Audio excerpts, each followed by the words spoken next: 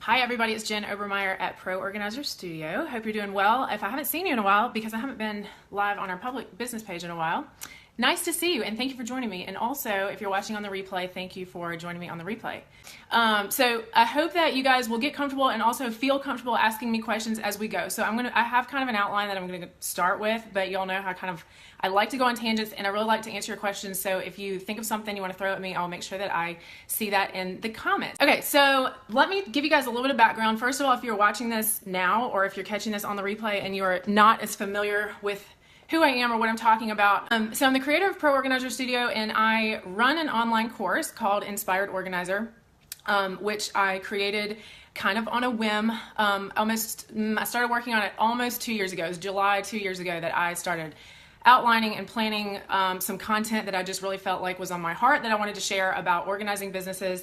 However, I never planned for it to become my full-time job. So little did I know I was diving deep into the world of online business and everything that entails. So if you're wondering why I feel, smart enough or qualified enough to talk about online business, is because it's been my life for the last 2 years with Pro Organizer Studio. And I have also had the pleasure and the opportunity to coach some of my students on some virtual organizing, which is, basically an online type of organizing coaching service, how to market that, how to sell more of that, and also some other people who have been creating more of like a group program type of online product, more so.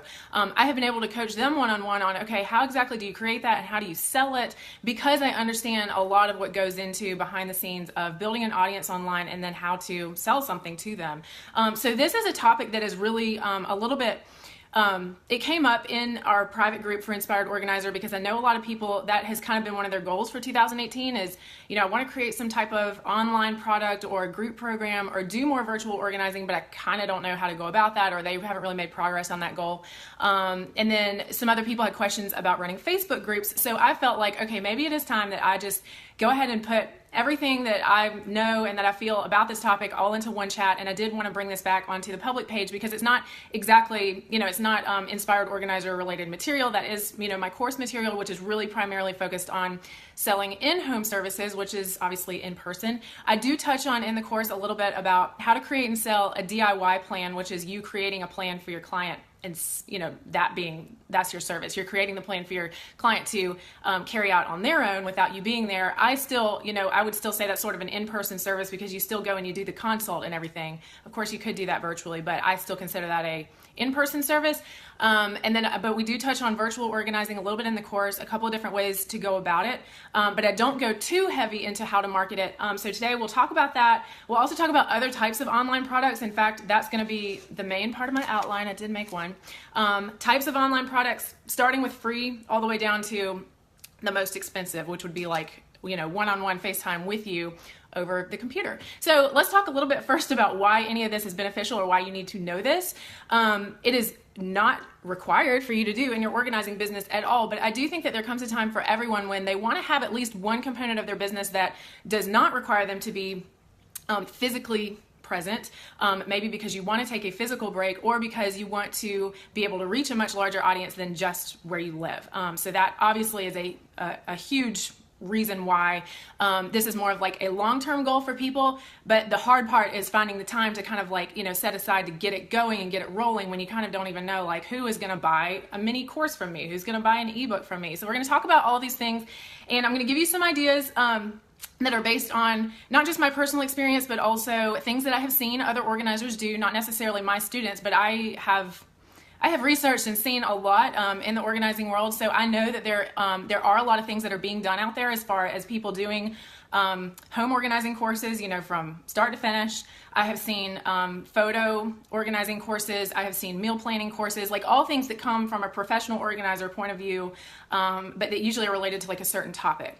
I'm not going to give you specifics on who or what I'm talking about because there's a lot out there. But for example, if you go and search on, there is an online learning platform called Udemy, I don't know how you pronounce it, UDMY. And you can go on there and you can see, for example, if you search for organizing or decluttering, for example, I know of a course on there that is all about just decluttering and organizing paperwork. And it's not very expensive, but I think you can see how many students have taken it.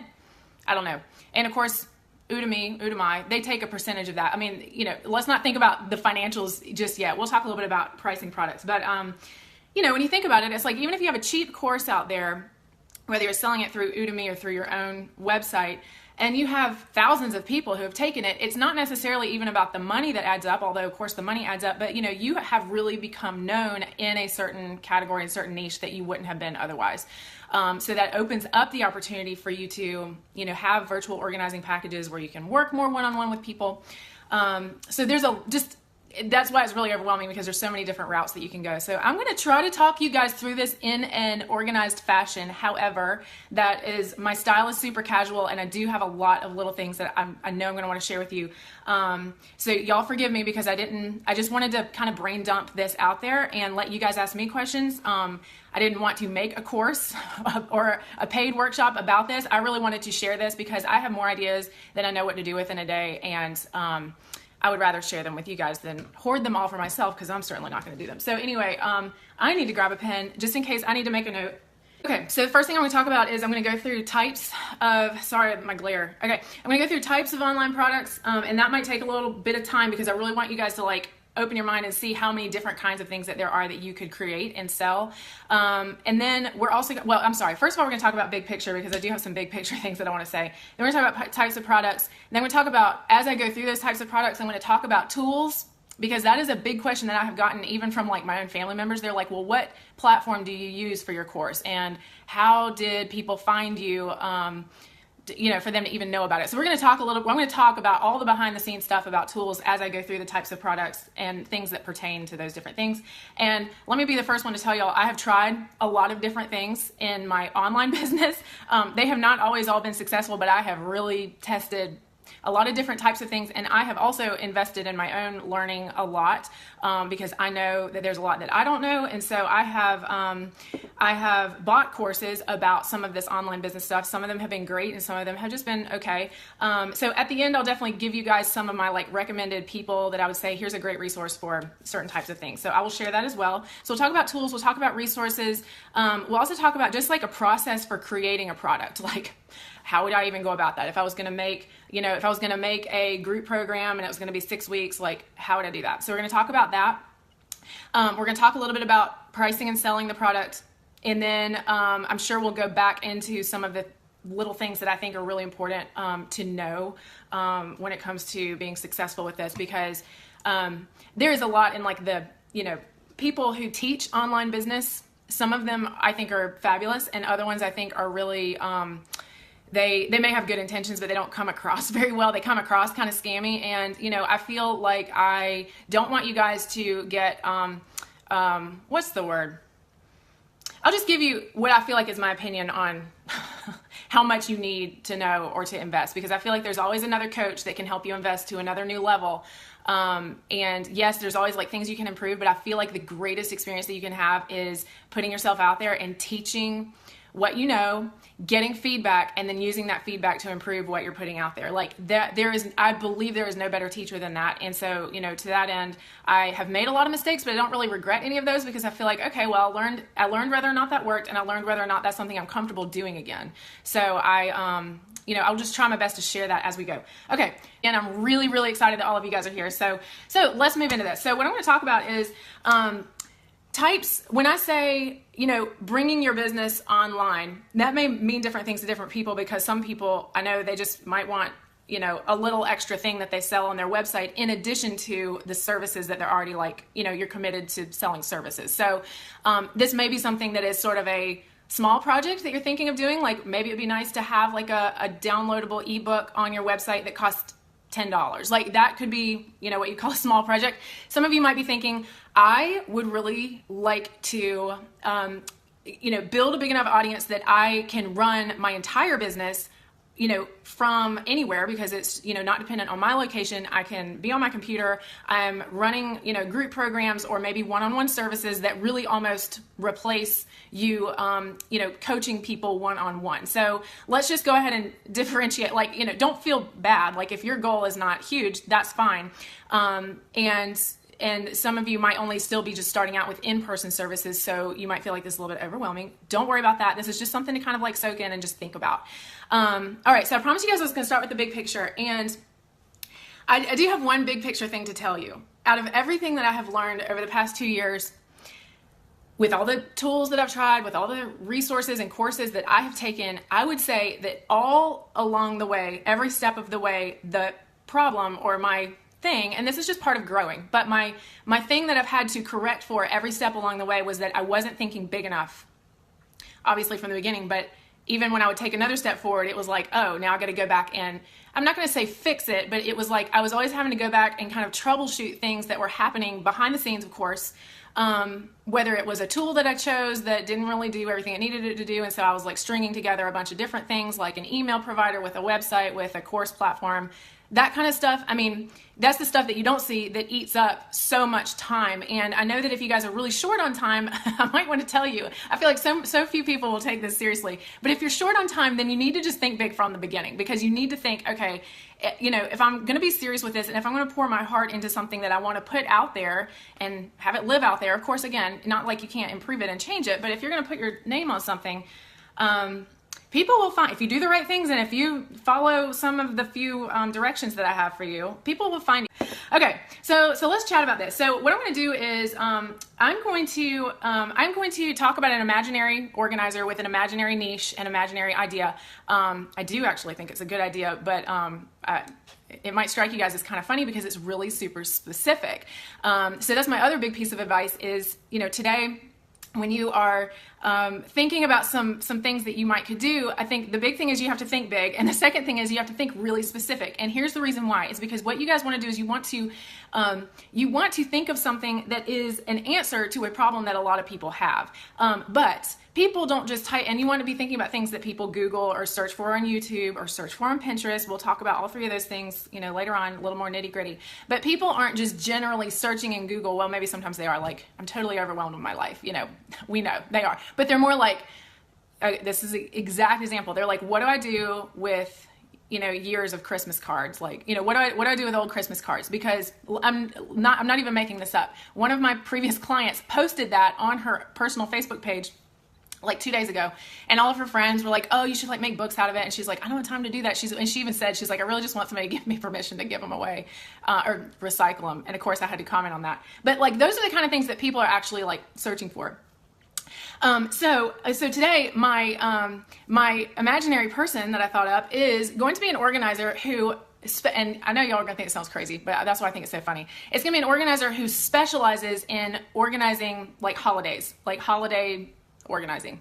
Okay, so when you at first glance you're thinking that sounds kind of crazy, like who in my town is looking for somebody to come and only organize their holiday stuff? But hang in there with me, because what we're talking about is building a reputation and building a thing that you're known for that is way beyond just your local town. Okay, so let's say, and now at first glance this sounds very specific because you're like, well, that only happens a few months of the year. However, it's one of those things that people don't think about until the last minute, like after Halloween. And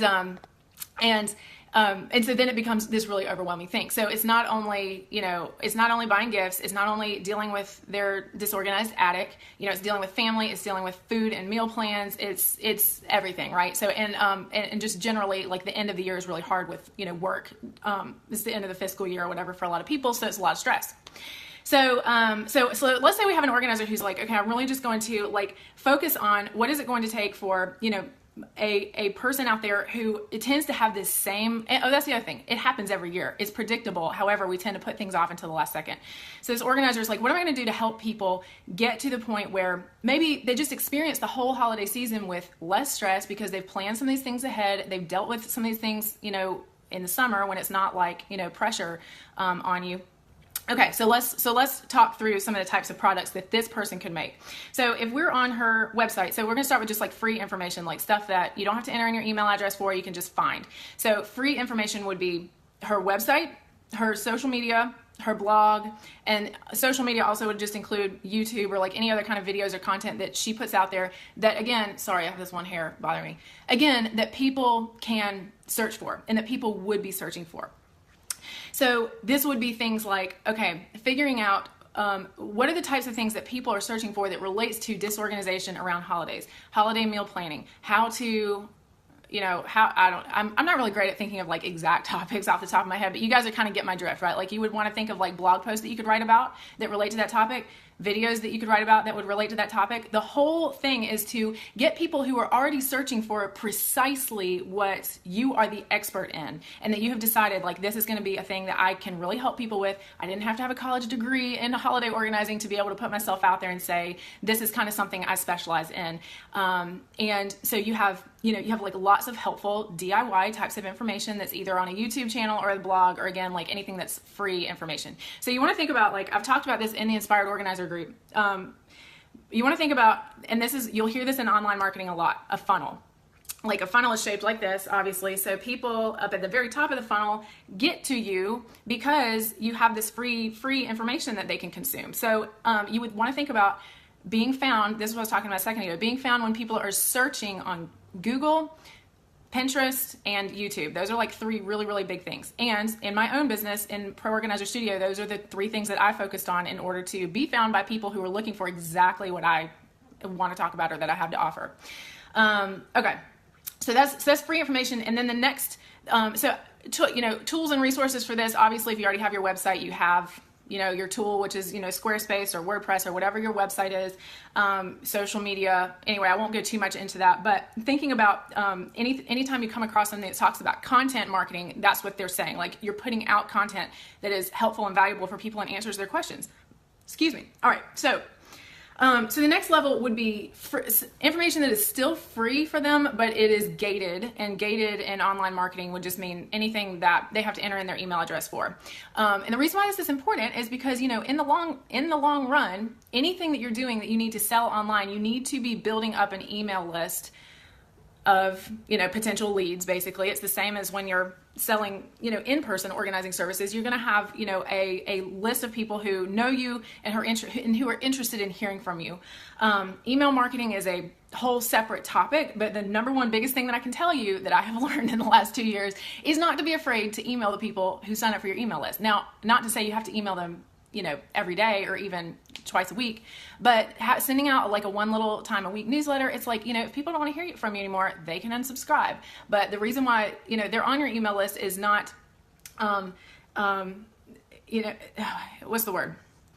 You guys you shouldn't feel nervous about that. They signed up because they wanted something that you had. So now that they're on your email list, you can continue to give them value. You don't have to go straight into selling them something, but eventually you are going to need to get comfortable with the fact that you will be using that to sell something, right?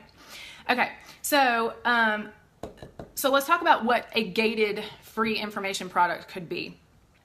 In my business, what mine was, and there's been several versions of this, but I had a free email course, and it was just called the free course. At one point, it's just like a free download of the whole entire course, but at one point, it was like a 7-day automated email series. So I wasn't sending out those emails personally, but once they signed up, whenever they signed up, it would send them one email a day for 7 days.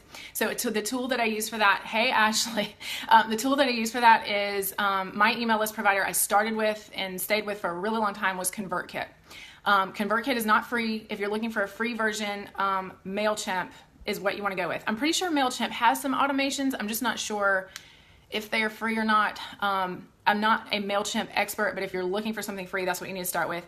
But again, when you're thinking of long-term growth, you do not want to be switching email providers every 6 months or even every year. Like you really want to kind of find one that you feel comfortable with, you like the design, you understand how it works, and you can continue to grow with it for a long time. Okay, Maitland says MailChimp automations are free. That is awesome. So I don't think they even used to have automations like several years ago, so I didn't even ever consider starting with them, but I'm very glad that is an option now.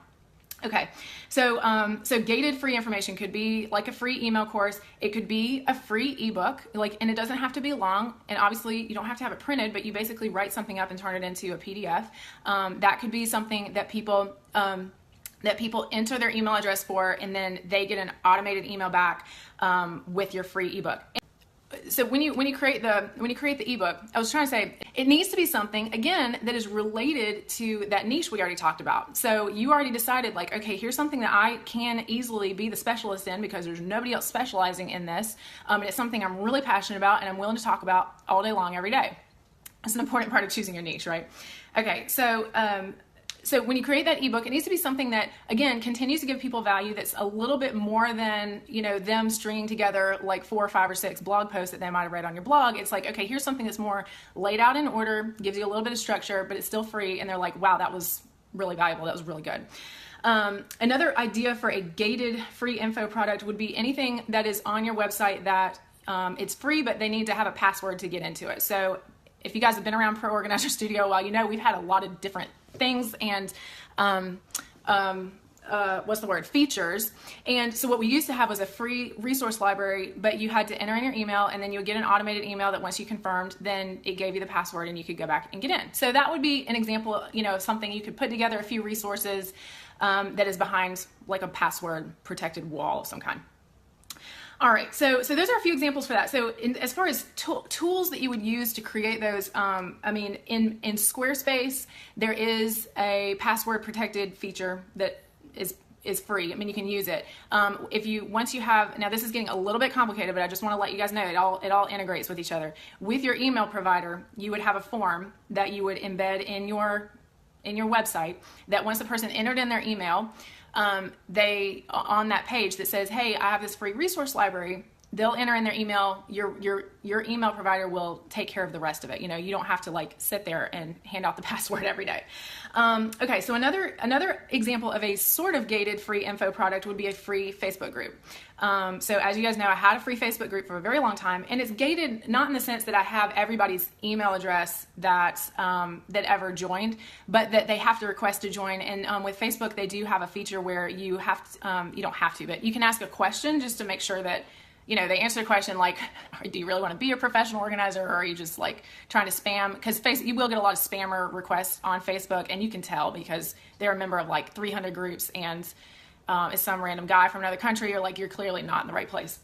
So the free Facebook group is also a little bit of a, is sort of gated in the sense, but you don't have them on your email list, but you do, you have the opportunity to reach them easier than you would from your Facebook page. So lots of things with Facebook change all the time with the algorithm. And so 2 years ago anyway, when Facebook groups were still sort of a new thing, it was more like Facebook would show a group member like all of the group posts, but only some of like a business page that they followed posts. You guys understand what I'm saying? Nowadays, I'm not sure if it's exactly still that much more favored, but it has been known as an easier way to connect with people on Facebook versus where with page posts, they don't get seen very much anymore unless you are paying, you know, to have them boosted, you know, putting a little bit of money behind it, like as a Facebook ad. So let me talk, I'm going to pause on this subject for a little while because I know a lot of people want to know, like, what are the pros and cons of having a free Facebook group? Well, first of all, the pro, like I said, is that you have a way to let people have access to you for free that's a little more, you know, intimate and special than just them commenting on your blog and hoping that you comment back, or commenting on your YouTube or whatever it is that you have that was the free thing. So if you guys remember, I'm just trying to make sure to paint this example so you guys know. If you guys remember, when I had our free Facebook group for Pro Organizer Studio, I would do the Facebook live chats in the group, and then I would repost them to YouTube. And so then people would find them on YouTube, find those chats on YouTube, and then come and join the group so they could participate in the chats.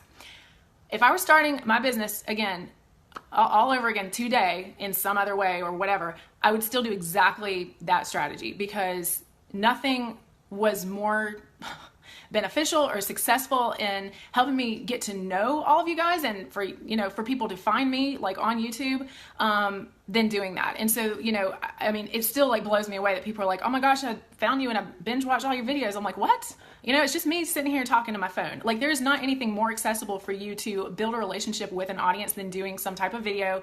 Again, it wouldn't have to be in a Facebook group. You could do it on your Facebook page like this, but if you're like me, I didn't want to do a Facebook video on a public page when I was starting out.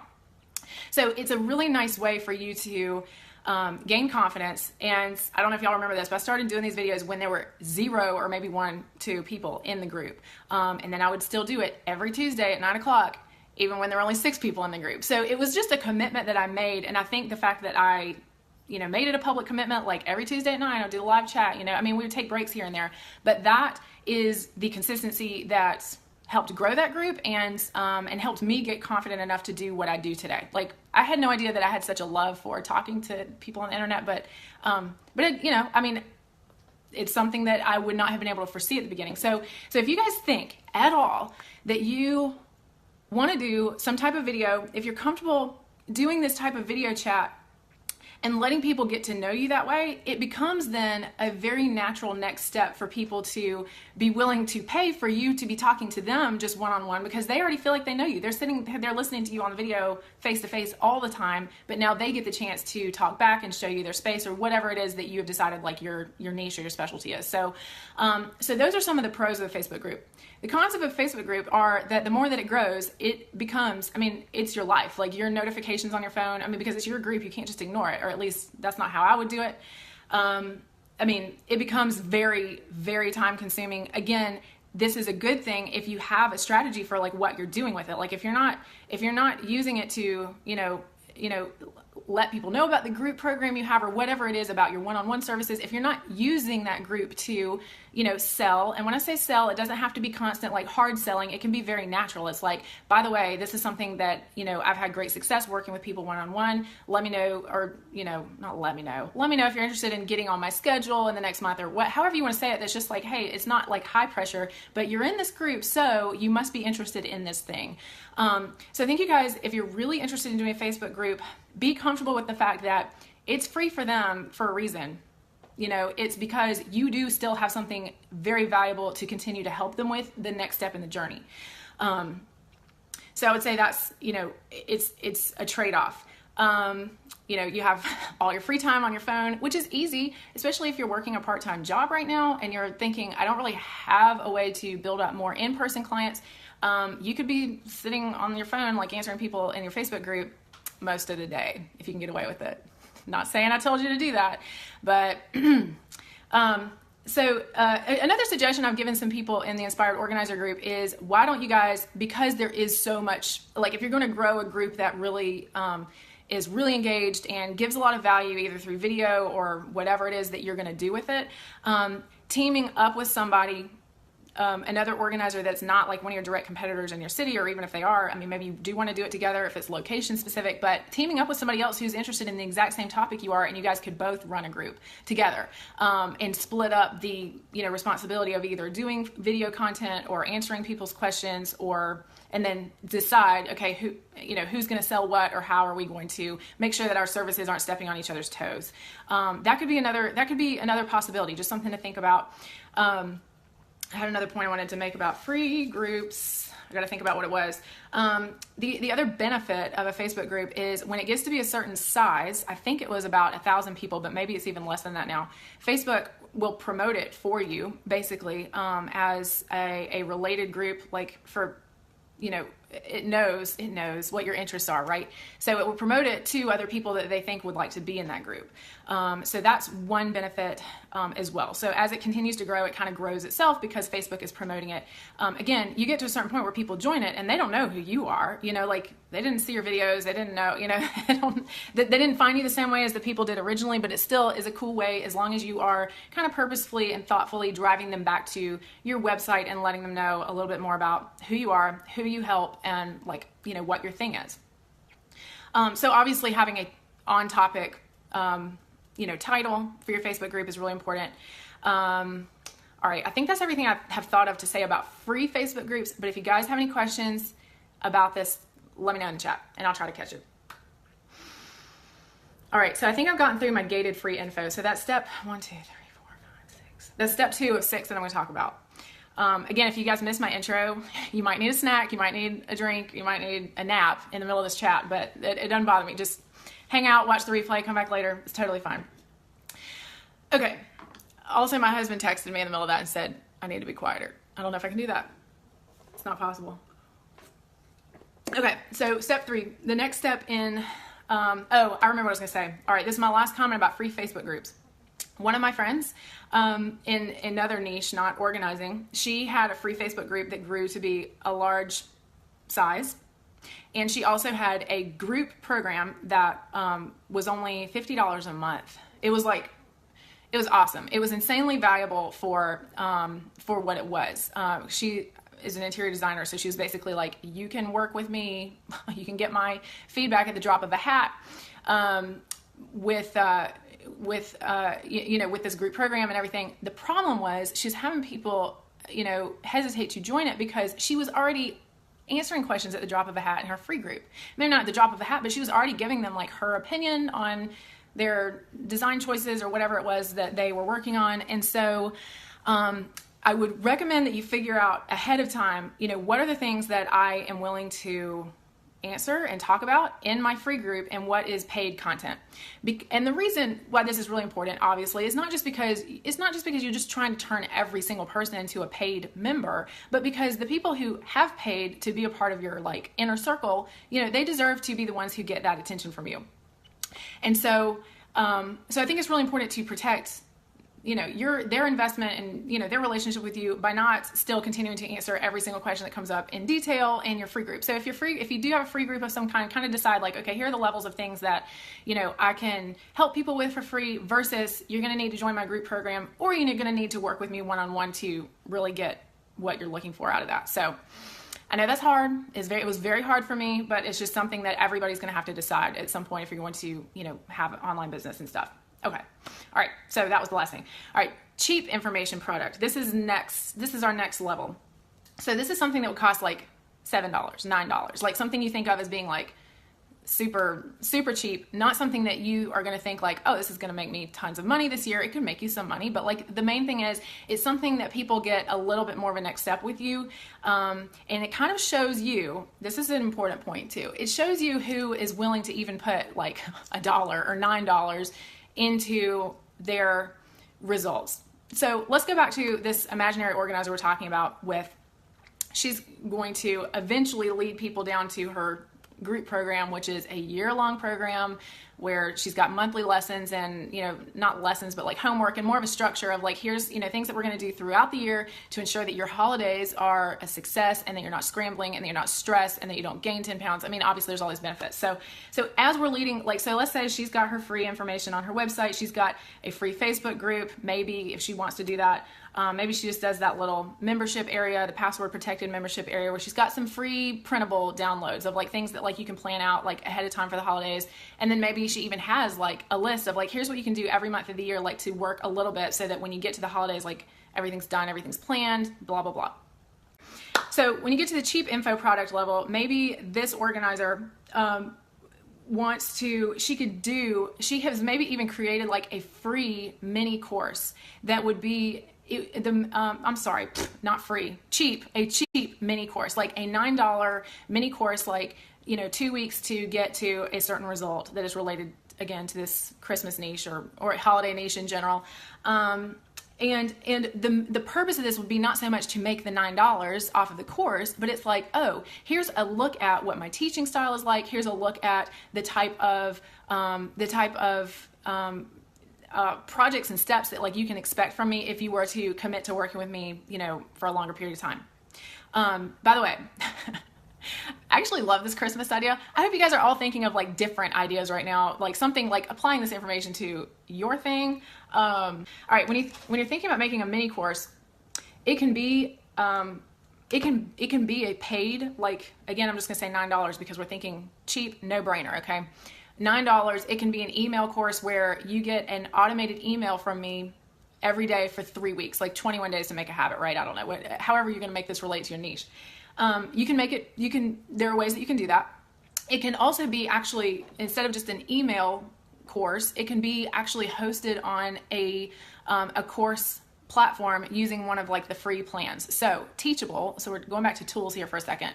Teachable is the course platform that I started out with, and they do have a free level. It doesn't give you tons and tons of features and benefits, and obviously everything is like branded like Teachable or whatever. But it's a way to start, and when you put even like a 3 weeks of lessons or little steps and reminders for people, even creating a small change for them in that 3 weeks, like that's very powerful, because then people start to believe like, oh, well, if I can do this 3-week program, and if I saw that change, I now have the confidence that I can continue to get the ball rolling. And you guys also have to think about everything I'm talking about. I'm trying to relate it back to the types of clients that we work with. Like, they need to make small changes Like, you don't want to overwhelm them and say, we're going to organize your whole house, so sign up for my course to do that, and it's going to cost $500. It's like, no, they're not going to, even if that's cheaper than working with you, they're not going to like just take that step, right? So you need to be thinking about how to get them to build up the belief in themselves and also get a taste of what is it like really, taking one of your courses and working with you one-on-one, like what is the quality that they can expect and that type of thing. I think that's a really powerful idea. Some other cheap information products would be, we talked about doing a free ebook. You could do a cheap ebook as well that actually cost them some money. Maybe that could be even like a longer, more full version of the free one that you gave them.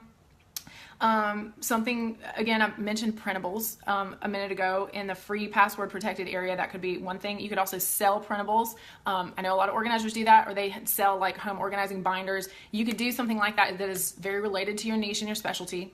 All right, we're going to pause in a second for a pop quiz. Why do we want a niche that is that specific? I'm going to answer, but I hope you all get it right in your head. And I already said this, I just want you to revisit this because you really need to get this like drilled into your head. You want a niche that is so specific that your mom is like, what the hell are you doing? Like, because you need something that people are actually specifically searching for. And when they search for it, they don't just want any old person's answer. They want your answer because this is what you do. This is what you're all about. Like, oh, why would I get just any old organizer's answer about Christmas organizing when I could get the Christmas organizing specialist answer on Christmas organizing, right? So it's just that little next level thing that is going to make you stand out. And again, it helps you build that email list. It's all these things that are like beneficial to you in the long run for being able to sell something, but it doesn't work if you're too general from the beginning. So one of the things I said at the beginning was, if you really want to save time, you need to think big. Think about your business getting big. And then also think super narrow with your niche. Side note, I should have said this at the beginning probably too. When you're thinking about your audience that you're trying to reach, I also really think that it's a time saver, very beneficial for you to be thinking about an audience that you yourself are a part of. Because the name of the game at the end of the day is you have to, if you're going to be able to have an online business, you need a large number of people, a large enough number of people that trust you. And I think that one of the shortcuts to being trusted is to share your own struggles. And you don't have to be like 10 miles down the road from where they are. You only need to be a couple miles down the road from where they are. Like, here are the things that I have experienced, in my life or with this situation. Like, maybe, for example, you've gone through a divorce and that's now years behind you, but here's some things you wish you would have known. Like, you know what I mean? Like, you don't have to be a divorce expert. It's just like, hey, I went through this and I know what it's like, right? So when you guys are thinking about that audience, it's so much easier. And I feel like this is like the most generic advice that drives me crazy online is they're always talking about getting to know your ideal customer, surveying your ideal customer and finding out what they want. I'm like, maybe, but who you know better than anybody else is yourself. And I think that you know what you personally struggled with and what kind of resources you wish you would have had at that time. And I think that, again, you can create that product that you wish you had, or you wish you had come across. And then again, later on, you can still come back and improve it once you have actually had real other people like buy it and say, this was awesome. And here are the questions I still have. You can go back and incorporate all that back into it. So it's something that can continue to like live and evolve, but I don't think you need to spend a year doing market research on like what your ideal customer wants. Like, go ahead and make something that in your heart like is needed. And especially if you have noticed that there's something that like really needs to be said that nobody else is saying, be the one to step forward and say, I know we talked about this Inspired Organizer recently, all the Christmas gifts is too much. How do you set boundaries with your family members that want to give you stuff like until you die? Like all these things that, you feel in your heart, like other people feel it too. And other people are searching for solutions for the same things, right? All right. So that was my side note. Be a member of the audience, obviously, that you're trying to reach, because you know their struggles intimately since you have been there. You could also do a cheap membership area. If you guys hung around Pro Organizer Studio, the resource library has been paid, it has been free, it now is like in a totally different format. So like when I first started it, it was only $6 a month or $7 a month. I used, if you're looking for a tool for that, I use an app or a third-party site called MemberSpace, and that's for Squarespace. It's a membership. It gives you membership capabilities for you to be able to protect your contents, and nobody can like just get the password and go into it. And you can charge whatever you want. So that could actually be your cheap information product, or maybe that could be a more expensive one if you have like really good content that people would pay monthly to stay in that membership area. So MemberSpace, if you're using Squarespace, if you're on WordPress, there's probably a lot more and a lot more expensive ones, but just Google like membership plugin for WordPress.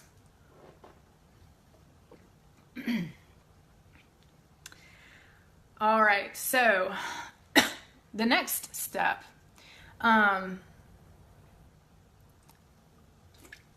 nope, I missed one. I told y'all there's so many options. So this is a brand new thing. Facebook is rolling out the ability for you to charge a monthly subscription or membership to Facebook groups. I haven't personally seen like that option yet. I mean, I'm not going to do that. I'm not going to like charge for the group itself, but that would be something that would be another example of, instead of doing a membership area on your website, you could have a paid Facebook group that you just directly charge access to, instead of having to do it like separate, where you have a separate subscription and then you have to like let them into the Facebook group separately. So that could be another thing that you think about utilizing. That could be something that could be your cheap information product, or that can you can even end up using that for your paid like group program type of thing that you want to do that's more expensive and you give a lot more. I would just say though that obviously one of the big differences with a paid Facebook group versus a paid membership area on your website is that in the Facebook group, people will expect you to answer their questions and be more present. So that's why I like that better for like a, more of a group program option, because at that level, they are going to expect a little bit more support from you versus, at the cheap information product. However you want to go about it, just be thinking about, what people are used to on certain platforms. Okay.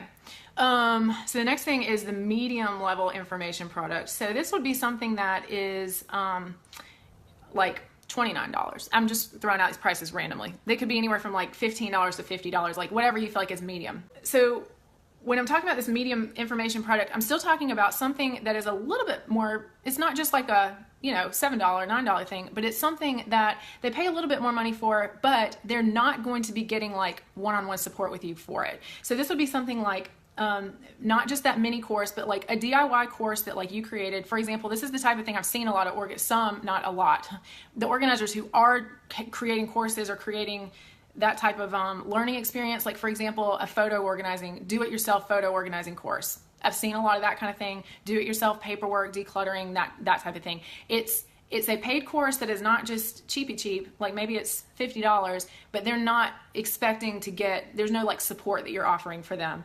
And then another example of a medium price information product would be like a book, Now, it doesn't have to be a book that you print. It could be, well, we're going to talk about that in just a second, but I want you to put a star next to this medium level information product, like either just a do-it-yourself course, like you don't give them group support, you don't do any one-on-one stuff other than of course like customer service if things come up, but either that kind of course or like writing a book. Again, it can be self-published, like it doesn't have to be that hard, but if you're going to start with something, like say right now, all you have is your free information that you already have, and you have your one-on-one service. Like, by the way, the one-on-one service that we sell is the bottom of the funnel because it is the most expensive and should be the most expensive. Like you being in person doing one-on-one coaching with somebody should be the most expensive out of all those things. And just in case you're listening to this and you didn't know, you should not be only charging $25 an hour to organize people. And that is what I teach in my course, Inspired Organizer. I teach about package pricing. I teach about charging more, getting better clients, and all that stuff. So, and we're not even going to talk about the one-on-one part because that's in person, and we're talking about everything in between that could be online. But if you're going to start with one level, I would start with that medium thing. And here's the reason why. Because if you, like, let's say if all you had before was a website and your social media, and then you're selling this, really expensive one-on-one service, how powerful do you think it would be for you to be one out of all the organizers in your area? I'm still talking about selling one-on-one services, that you've written a book about your specialty, or you've created an online course about your specialty. I think it is extremely powerful in helping you. I mean, obviously you can make money from that medium-sized product, but I think it can be extremely powerful in helping you sell more of your in-person services. Because don't people want to work with somebody who's written a book about the thing that they need help with? Like, it's just very powerful in people's minds in terms of like expertise. So again, how you price your book is totally up to you. But when I'm talking about like a medium level, like it's not just like it's not a 10-page ebook. Like this is more of like a book that people can either download or they can buy. So if you were thinking about doing this, hats off to you. I would love to write a book, but I'm not there yet. You can self-publish it very easily. So what you want to Google and teach yourself and learn about is going through Amazon self-publishing. That means you upload it, and when somebody wants to buy it, they print it and ship it to them. Obviously, you're going to want to buy one for yourself. So you're like, hey, friends and fam, I'm an author. So that's really cool, but you don't have to handle any of the logistics of who am I publishing this with, how am I getting this printed, how am I getting these shipped to people? Like you don't have to deal with any of that stuff. So, so it's really amazing. You actually, you keep, I wouldn't say like a super high percentage, but you keep a much higher percentage than you would with a traditional publishing deal. You have total control over what you say in it and how it, how your message comes across. If you guys are interested in more in this conversation, I did a Facebook Live chat on my page here, but now it's on YouTube if you want to see it there, with Jennifer Ford Berry. She's a great friend of mine, and she's written several books, and we talk all about this in that chat. That was our topic, so you guys definitely want to go back and check that out. She talked all about the ups and downs of having a book deal versus self-publishing, and some of the struggles and things that she's learned, because now she wants to have total control over her material. And I think, again, that was an example of not thinking big enough from the beginning. And now that her books have been translated into other languages, and now that she's written 5, some of those little issues that didn't seem like a big deal at the beginning now are a much bigger deal to her. So I think you will learn a lot from that chat. So make a note of that. All right. And then going back to my other idea for that medium level information product, obviously, if you can help people, if you have a topic, if your niche lends itself to this, it might not be for everybody. Maybe for you, you just want to skip to the group program. Beth said her daughter is a book editor for a self-publishing company. What are you waiting for? What are you waiting for? All right. So if your niche lends itself to you creating a course where you put all of your knowledge into like a do-it-yourself course where, you can take them through 4 modules or 8 modules. I have so much to share with you about how to create a course. It is probably, I don't know if it's harder, or it's at least as hard as writing a book, at least in my case, but I do have some tips for you. First of all, let's talk about tools. I started on Teachable. I now have all of my courses. I've moved over to a platform called Kajabi, Kajabi. And that, again, was one of my personal growth curves, learning curves. Because again, I didn't know this was going to be like the core of my business, when I started, and Teachable is cheaper and it's easier to use. So absolutely use use what you feel comfortable with, especially if you consider yourself like not a super technical person. There are so many course platform options now. I haven't used most of them, obviously, but there's one called Thinkific that is really easy. I would highly recommend, even though I mentioned this earlier, I would highly recommend not going with like Udemy, I don't know, Coursera. What is the other one called? Skillshare. There's a lot of other course platforms that you can sell a course through, but they're going to take like most of your money. And if you're going to make a course, do it and host it and sell it yourself so that you can get the money back out of it. So I wouldn't recommend going that direction, even though again you can get a lot more exposure to the traffic of the kinds of people that want to buy an online course about decluttering their paperwork. But if you're only making $2 every time somebody sells it, every time somebody buys it, it's just a lot of competition based on price. So I just would not recommend doing that. So Teachable is what I started with. Kajabi is what I have now. Kajabi is more of a all-in-one solution for a lot of the things that I do in my business. Excuse me.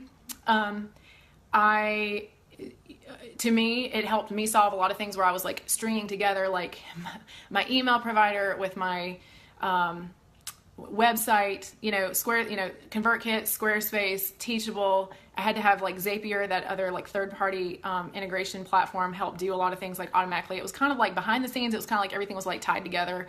And now with Kajabi, I feel like everything is actually all in one place, and it works together for my needs really well. So I have been really happy with moving over to that with that option. Kajabi also gives you, again, if you're thinking big, if you're thinking big, Kajabi also gives you a lot more flexibility on how your stuff appears. For example, every Teachable course looks exactly the same. I mean, it looks great. You got like things laid out by module. You can check it off. You can upload videos. You can upload worksheets. You can upload text. You can basically put everything in it, but it always looks the same as every other Teachable course. Whereas with Kajabi, I feel like my stuff looks more professional, especially when I rebranded and upgraded with Inspired Organizer. Everything it looks a lot better, and it looks different than my other courses, and it looks different than everybody else's other courses. So I've been really happy with that. I also use Kajabi as my email provider now. So I was able to kind of consolidate a lot of different tools that I had been using since the beginning and got it all moved over. And, again, like I said, you can't avoid, evolving and having to change tools sometimes, but when you do have to change a tool and you're like, I'm going to be spending the next 3 to 5 days of my life, like figuring all this out, unless you are super, I would consider myself high, medium, technical savvy, like I have a lot of experience with a lot of different things, and it still is just annoying. So if you hate technical stuff,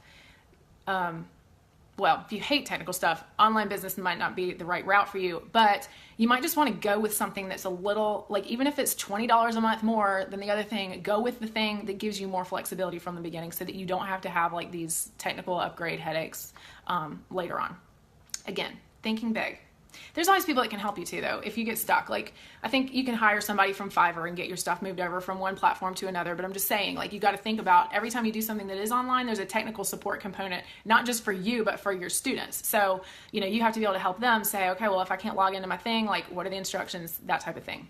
Payment, managing payment plans, all that stuff, like, behind the scenes. So there's that pro and con, but I'm assuming if you're still with me, you're like, I'm willing to handle that if I can have like part of my business be location independent.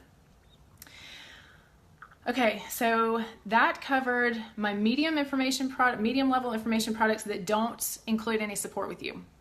All right, so the next thing would be, oh, by the way, let's go back to our Christmas person. So let's say our Christmas organizer ends up writing a book about all the stresses that go into holidays and how nobody ever thinks of these things until the last minute. And there's it's not just, it's money stress, it's food stress, weight stress, it's work stress, end of the year, it's family stress. Like, even if she's going to, this is the point I want to make, even if she's going to end up making a group program where it's like, all right, we're going to spend a year and we're going to have like dedicated topics and themes each month so that we have, we arrive at our destination and we're all in one place and we're not super stressed, and this year's going to be different because we've planned it out ahead and organized it and blah, blah, blah, I don't know. Even if she's going to do that, she can still write a book about basically the same stuff that she's going to be teaching in that course, in that group program. But the value of the group program is you get the one-on-one support with the expert, which is you. And what people really, really want and need more than anything is not to read another book. They need their hands held throughout the process and to break it down into simple steps. It's like, okay, all this sounds so good. Again, think of your niche. All this sounds so good, but tell me what the next thing to do and make me accountable for it. And I want to be held accountable for it. And that's why I'm so glad that I paid money for it. They can buy a $20 book and be like, that sounds awesome, but I know I won't do it on my own. So anyway, so when you're thinking about, as your medium level information product, if you do a book, it doesn't have to be substantially different in content from your group program that you're creating. So that's a win-win, right? All right, so let's move on to the next level, which is that I'm calling it a large information product.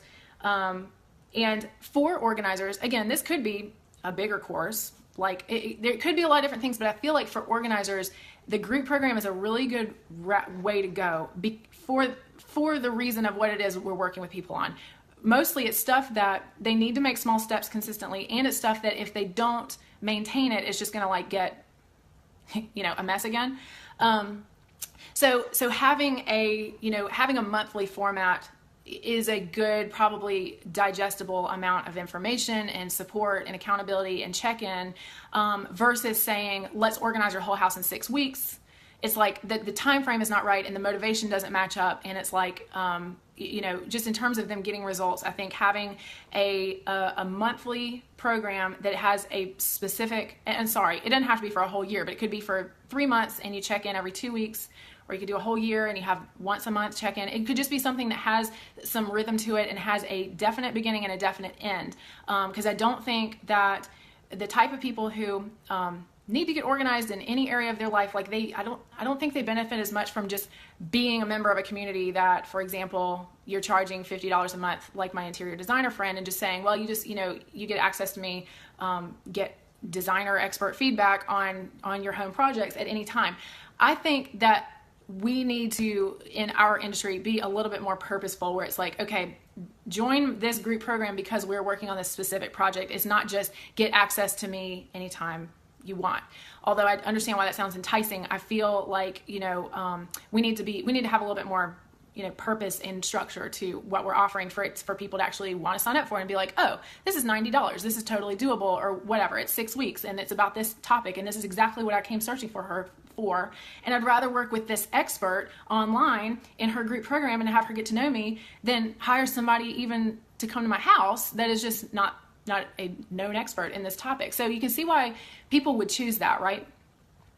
All right, so going back to, another big difference with the group program versus, that medium size like DIY course is you are offering some type of personal support. And it doesn't have to be that you're, in this, group chatting and doing video every day, but just that there is some sort of access to you. However, the thing though is that it is still on your time. Like you as the organizer, like you're running the program and you have this group program, but it's not like people expect an instant answer if they post a question and you're paid. Like let's say you're doing a paid Facebook group and it's for 3 months and it's on a certain topic. And because you got to plan this out with your own life. It's like, okay, during this 3 months, like I need to be available, a little bit every day because it's only for 3 months. So you can't just like ghost them for 2 weeks. Like that's a huge part of the program. So you say to yourself during this 3 months, like I'm going to spend an hour every day, but when it works for me, it's not going to be like, you don't have to commit to like a certain time frame so that people are just like, why aren't you online? I really feel like as you're doing a group program, they are still like, if they want to have access to you at a certain appointment time, they need to make an appointment and pay for that one-on-one. So I think just be clear on what the difference is with those things. So with your group program, just like we're talking about with the book, I mean, the content, the steps, but this is really deciding a time frame and deciding what the end result is and breaking it down for them. I think the mistake that probably everybody makes is biting off a little bit too much for each week or each month that you're in the program, because we think this stuff is easy, but for everybody else who's, living their real life and who's actually struggling with this thing, they need it to be like small wins, So going back to our Christmas organizing expert, let's say she did a program from February until November. So I was thinking like 10 months, because you wouldn't want it probably to go through the Christmas holidays because you actually want to have a break during that time. So let's say you break it down into 10 months. So you have 10 topics that you've thought out and 10 lessons and 10 things we're going to focus on, so that like once a month, we're going to give a little bit of thought and prayer and energy towards our holiday season by either shopping ahead, planning ahead, going ahead and organizing our Christmas decorations when it's, I don't know.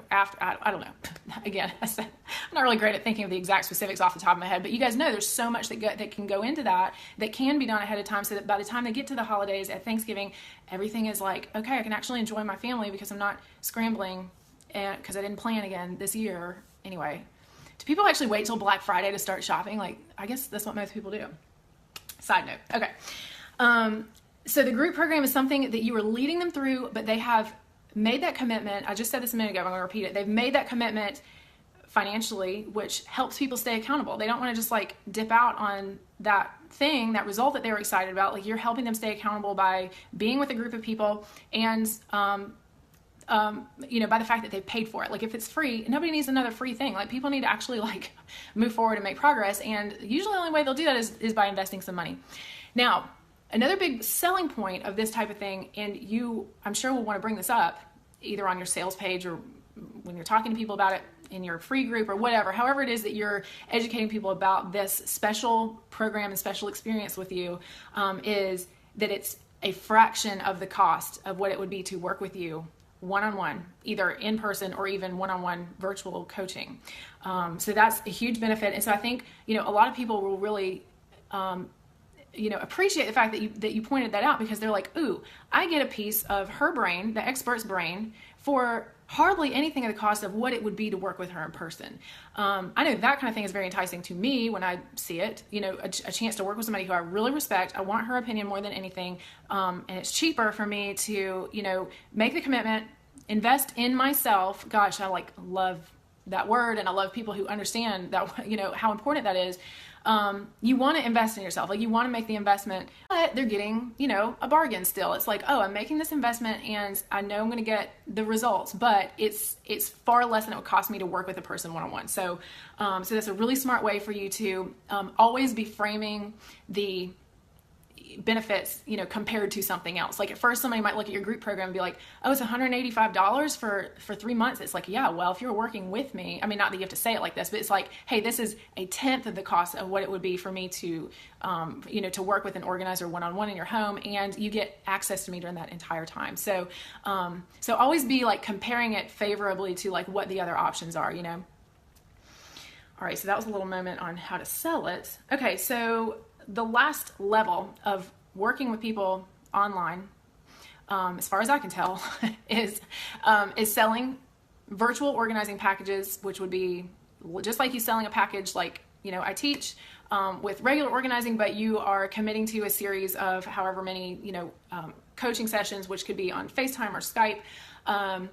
If you guys are interested in this, the number one resource I have for you is my interview that I did with Nikki Boyd, who this is her entire business now. She does do in-person organizing, but Nikki was a YouTuber. She still is a YouTuber. She's a very well-known YouTuber, actually, who just loved organizing. She had never worked with other people before, but she decided to launch organizing services in her hometown and virtual organizing at the same time. Well, guess what? Because Nikki has, at the time, I think she had 300,000 YouTube subscribers, and so I don't know how big her email list was, but again, she'd been growing that email list, which, like I said to y'all at the beginning, really, really smart. In the long term, if you ever want to sell something, you got to have people you can email about it so that they know about it. She said when they launched it on the email list, she's booked out with virtual organizing just from that, and so she has a team of other people who go and do organizing in Charleston, but her main thing is doing virtual sessions with people all over the world who already know her. You can watch that interview on my YouTube, or I just last week posted it as a blog post that has been transcribed and cleaned up if you prefer to read things rather than watching or listening to my speech idiosyncrasies. It's on my blog, so you can read the interview with her, and we talk about, okay, so in my world, virtual organizing to me, if I was doing it, is more like I'm creating a project plan, and then we have check-ins, we talk about obstacles, blah, blah, blah. In Nikki's world, she is literally sitting with people on FaceTime, and they are organizing their room, and they've got the phone set up so they can see it, and she's coaching them through that, saying hey, you don't need 5 of those or whatever. And that pretty much blew my mind, because for my personality, I never would have thought oh, people really just want you to sit there with them and talk them through. And she said, yes, they love it. They want her opinion. They feel like they know her. It's cheaper than hiring an in-person organizer, and they feel like they're sitting there like it's gold, like they are hanging out with their favorite celebrity. So that's incredible. So obviously what she did, I don't think she ever would have predicted or projected that was going to be her business. But just reading that blog post is an amazing case study in what it means to build an email list of people that know you and love you and trust you. So please go study that if that's something you're interested in. You don't have to, of course, become a famous YouTuber in order to do virtual organizing. All along the way from all these things that, we've gone through, the free information you give on your website and your social media, even in the book that you write, or even in your group program, you can say, and we have the opportunity to work one-on-one together. Here's what I offer for that. So I told y'all at the beginning I was going to mention it, just a few things that kind of bug me about online business in general. Some people, some online business coaches, I guess, or whatever, would tell you that, and because, it's not, this is just my list. It's not drawn out like a funnel, but remember that funnel I was talking about? You start at the top, and that's a lot of people, and then you're going down to the bottom, which is your expensive services, your one-on-one services. Some people would tell you, if you really want to grow your business, that there should never be an end to the funnel. If you have 100 people in your group program and you have 10 people that are working with you one-on-one virtually, that then there should be, 1 or 2 people who are who are working with you, not just on they're committed to even bigger package with even more exclusive attention with you, that kind of thing. Basically, they say there should never be an end of things that you're selling to people. And, in my exploration of like what I'm comfortable with and like what I really feel like is right for me and the trust and the audience that I have, I don't, maybe it's just because of my stage of my life. Like I want there to be an end, like, because I don't want the people who I'm really close with, again, at the bottom of the funnel here, those are people that I've invested a lot of relationship time with, and I don't want them to feel like, but there's always the next thing that I'm trying to get them to buy, unless they just want to, right? That's my point is some business coaches will tell you, well, the answer to your problem is just to create another offer, and problem just means growing your business. And I just tend to say there's got to be an end point, Now there is, in terms of growing an online business, I will say I didn't even write this down. I told you I wasn't going to talk about one-on-one services because that's offline, right? But you could potentially, and I think again, this would depend very greatly on your niche. I don't think this is going to work for the Christmas organizing lady, all right? But you could, if you had a really specific specialty, especially if it had anything to do with like an emotional support type of thing, you could do like an in-person retreat where you invite people who are on your email list who know you because they met you online, not because they live in your area. You could invite them to like an in-person experience where you spend 3 days together, and I don't know what you talk about, but again, there is that opportunity. I think if it's the right match for what you teach and who you are, but again, I think that would be a really special situation. So y'all tell me, is there any online product that I didn't cover or type of tool that I didn't talk about? So what I was going to say though is you could have a group program that has some like existing like core material, and then your group could be the support and the ongoing access to you. That would be kind of similar to what I've done. Or you could not even have core material. I have been a part of a paid online group for a really specific business purpose that the lady who ran it, she got some people to join. She got some people to join at the beginning, and then she basically took a survey of all of the topics that we needed to learn as business owners, and she mapped out 12 months of content, and then she posted a schedule and said, here's what we're going to be doing the whole year. So you don't even have to have like this existing content for them to consume and then have you be the support on. You could almost, plan out the content and, deliver it like dripped out like over the year. For example, our Christmas thing is a really good example because you could say like, okay, July is the time when we should start thinking about Christmas presents or whatever. All right, I'm not sure. I have a couple of other things to talk about. I'm just not sure what to jump to next. I guess because y'all aren't really commenting a lot, I'm like, are you stuck on something I said, or are you like totally overwhelmed, or you're thinking, how do I go about this? Just talk about like a process for creating. Let's talk about a process for creating a course. Does that sound big and scary? Let me talk a little bit about my experience. And again, if I see questions, I'll try to go back to them. Okay, Daniela says just a lot of information. Okay, good. Kaylee said she's driving. Don't text and drive, girl. All right. So talk a little bit about my experience with creating a course and what I was thinking and where I even got this idea to begin with. Because I know that there was a lot of fears and hesitations and times, like so many times that I almost was like, I'm just going to scrap this whole idea. And just something kept me going with it. So I want to talk a little bit about that. So a lot of you be thinking like, okay, why would anybody buy a course about my topic when there's so much free information on the internet already? And that was I wouldn't say that was a really big thing in my case because I really felt like I had something different to say. However, I know that that's a thing. And here's the reason why, and this is the reason why I've bought a lot of courses, even when the information is probably out there. Like I could probably YouTube it, I could probably Google it, I could probably figure it all out eventually. The reason why is because information on the internet is all over the place, is not organized in an order that I need to go in, and there's not enough structure to it that's going to, okay, good. Kelly said this will be helpful. There's not enough structure to it that I would be able to move through it meaningfully to get to that end result quickly. So the thing that you keep having to tell yourself is people want to do less thinking and less researching and less figuring it out on their own. They want one person to be like, here's what we're doing next, and I get a lot of confidence, for example, when I take other courses, that I'm going through things in the right order and that I'm not missing things. Now in my case, I've taken a lot of business courses versus like personal organizing courses. However, if one of you guys could make a course that was like, here is the definitive answer, and again, it doesn't have to be like, it can just be your definitive answer. It doesn't have to be the definitive answer, but if you could give me the definitive answer on how, and I'm like, okay, specifically, I have a Mac computer, I got an iPhone, I've got photos, digital photos, they're already all scanned in. I know that they're all there, but like, give me a definitive start to finish. Here's what you need to do to get all of your photos organized once and for all, and here's a process for you to keep up with it once a month or every 2 months for the rest of your life, so that you don't have this like scattered amount of digital photos. I would pay any one of you guys who could, obviously show me what I'm getting and show me that like this is really going to get me that result and it's not going to take me 8 months like it will on my own. Any one of y'all would pay $250 right now to have that information. That's just an example of like, I'm so tired of trying to figure it out and I want somebody who's going to lead me through it. And that would be one of those medium information products, guys. I wouldn't be expecting you to like provide me support about it. It would just be like, you're going to get it done and here's what we're going to do. And I've got a course about it. It's thorough. It's made for exactly your situation, that kind of thing. All right.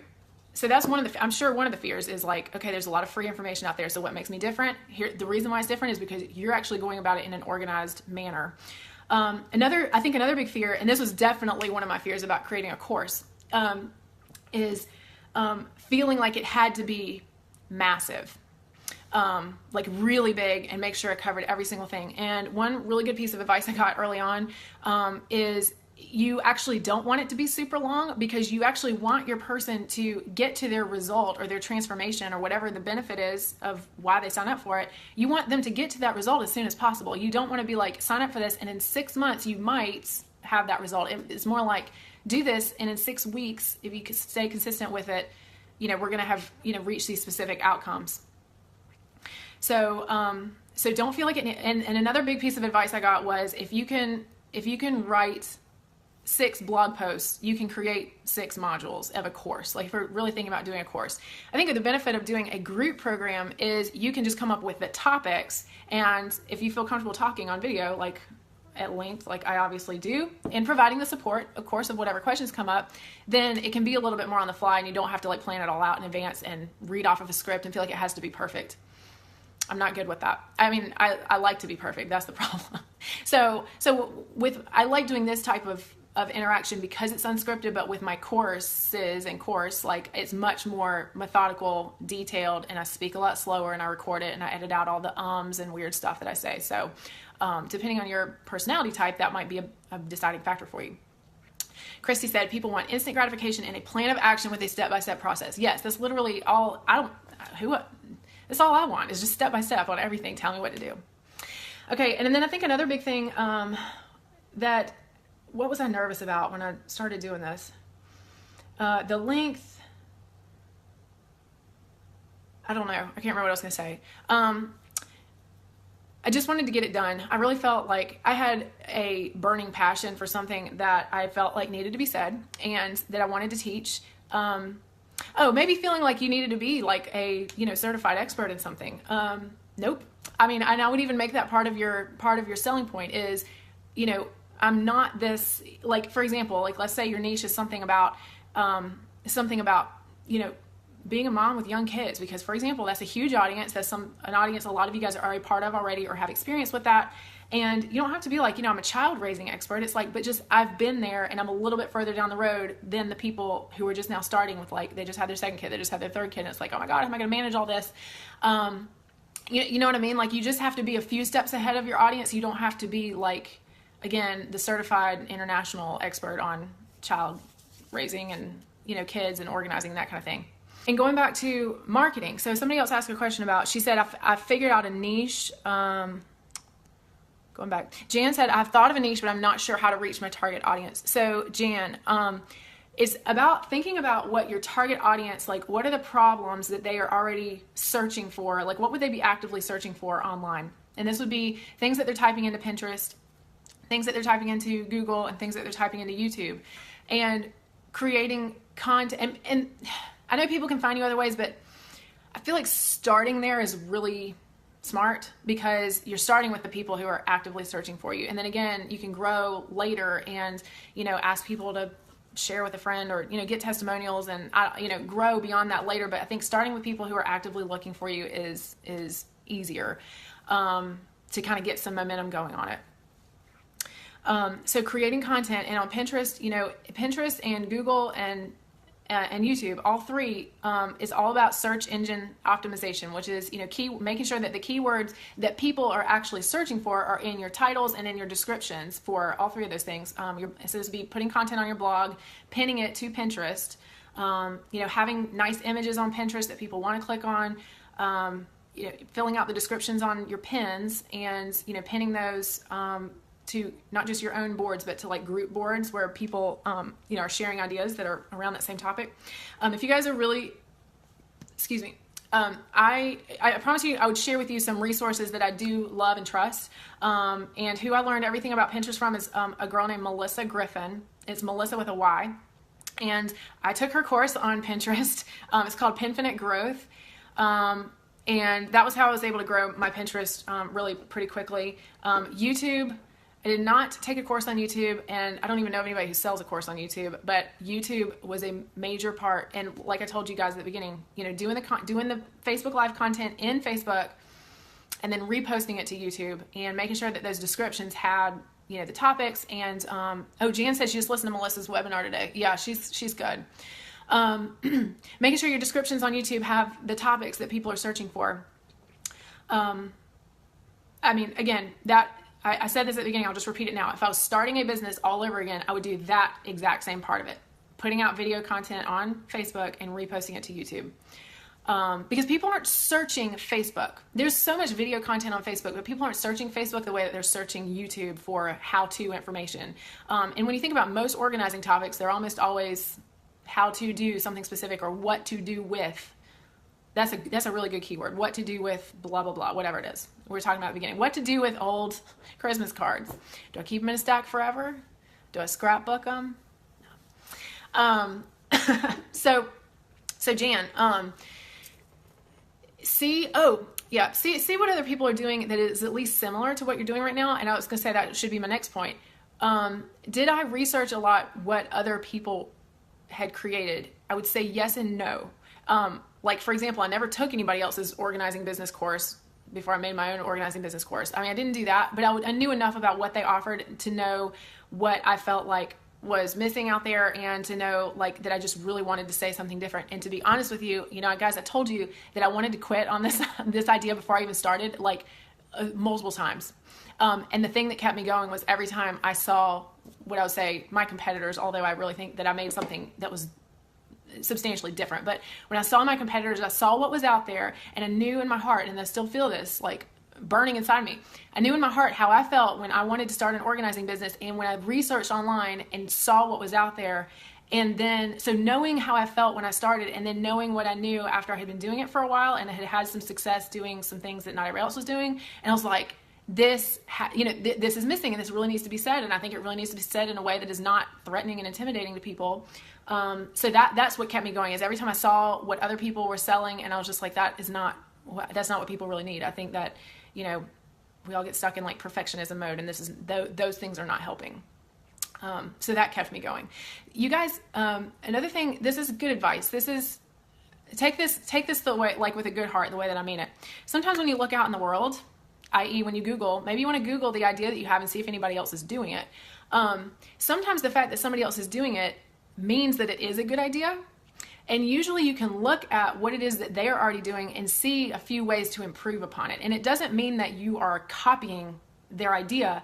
It doesn't mean that you're copying their idea at all. It just means that you are taking what you consider to be, because everything's relative, you might consider it to be oh, they did it, but it's kind of mediocre, or it doesn't look that great, or it's not that easy to use, or she doesn't really talk the same way I do, and she doesn't have the same vibe I do. It's well, you could do the same topic, but you can do your own version, and that could be really successful for you. And the good thing is whoever person A was proved that there was a market for it. So it's not copying; it's just noticing that something is making a little bit of money and doing something that, is substantially better, or more fitting for a very specific audience, so on and so forth.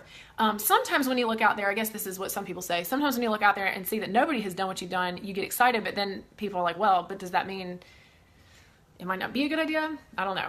I think it depends on what your topic is. I think if you can find articles or other advice or Pinterest boards that are related to the idea that you're thinking about making a course about, writing a book about, or doing a group program about, there is a market of people who want that help and are willing to pay for a little bit of personalized step-by-step help, rather than just going through life trying to piece together Pinterest articles and trying to figure it out on their own. I believe that so strongly. Oh, let me talk about this. I have seen some organizers out there who, they don't just have one course, they have a lot of courses. In fact, they have a course about everything. I'm not sure how I feel about that. You know what I mean? Because it might be nice because you're catching some of those people who are like, oh, I don't want to pay for somebody to come to my home and help me do this. Because remember, that's your audience. Your audience is mostly going to be people who, they genuinely want help with something, but they're not quite willing to be a client of yours or anybody else's, but they're like, oh, but if it's specific to this topic, it can really show me what to do and I can work with the expert, then I will buy a course on it. So you're going to catch some of those type of people with a course about everything. I've come across a few organizers I can think of who they've done a little course about, kids and kitchens and meal planning and garages. I mean, I don't know. They've done a little bit of everything, photo organizing, paper. But that doesn't make this person stand out as an expert in any one thing. I think that she or a few of these they might have been some of the first to create an organizing course of any kind. And so it might've been the first of its kind, and, but it's not like they're catching all of that traffic that's searching for specific advice and specific, really change. I think that's the big word I'm looking for. It's when you really want change in your life, aren't you so much more willing to invest a little bit of money in it? I feel like I am. So I must not be the only one. Okay, so creating more. So I'm not saying that you shouldn't create more than one course, but it's so hard to do even one thing really well. Especially if your one thing is your group program and you're going to pour a lot into this group program. You're going to do a lot of content. Again, you don't have to overwhelm people in order to be valuable, but just that you're going to, give them the best of you. When you're not organizing people in their house. If you've decided to do that, you can't do 3 group programs like that really well. You could probably do one group program and you could create one, course, but it's just hard to do more than one thing, and especially on more than one topic really well, because I think it starts to water down your energy and definitely water down your message, because it's are you the Christmas organizing expert, or are you an expert on, divorce and paperwork? I don't know. That was my other random little niche. Okay. Let me see what else I have in my notes here. We've talked about the types of online products. We've talked about, when I was talking about process for creating a product, I know this is going to sound very simplistic, but you need to create an outline to end all outlines and think of every possible thing that needs to go in a place. I mean, and maybe again, I know not all of us who are organized in the same way, but this is definitely how my brain works. Not I proved it to y'all in this chat today, but I do like to make lists. And when I think about talking about something really thoroughly, obviously it's going to be in your brain for a while. If you're really going to do this, for example, this photo organizing course idea that I threw out there, it's all right, start with what are the big steps. Then go down and break each step down into what am I going to need to know to get this step done. And it sounds really easy. It's not so easy, but anyway, make the big steps, break down each step, and then you have to decide on each step what kind of content that should be. Should it be a video? Should it be just text? It can just be text. Video obviously takes more time. It also gives I think you charge a little bit more for a course when you have video in it, not just writing. And it doesn't have to be video of you talking like this. All of my videos in Inspired Organizer, for example, they're not of my face. Because I know people are tired of it by that point, but it's me talking over slides with bullet points, and then I do a lot of screen share tutorials. So when you go through each of your, you have your big outline, you break down each one of the steps, decide whether that step should be a video, a screen share. Obviously, if you're talking about digital photo organizing on my computer, you would be making a lot of screen share tutorials for me, because that will help me follow along. I don't need to hear you talking about it, right? So you have to decide what type, if it's going to be a video, what type of video. what kind of worksheets. It's good. Worksheets are good because it gives you, again, something to give people. Like, it gives them a thing to work with even when you're not there with them, so they can print out like a workbook or just some worksheets that go along with each lesson. Again, your course does not have to be as big and expansive as my course is. It can be a short thing that still has like one worksheet that goes with each module, some little tip sheets to remember, or reminders, or even like a create your own checklist template for whatever the niche is. If you're talking about meal planning, obviously having some like blank printable calendars that have like little things that are, what's the word, branded and cute, that go with your brands. Little things that just give it that extra oomph factor. So I think you want to go through each little step of the big steps and decide what kind of content does this need to be. Then you have to go through and actually make all that content. But do I have tips for this? I don't know. I really can't tell you what I did to get all mine done, except that I would batch together.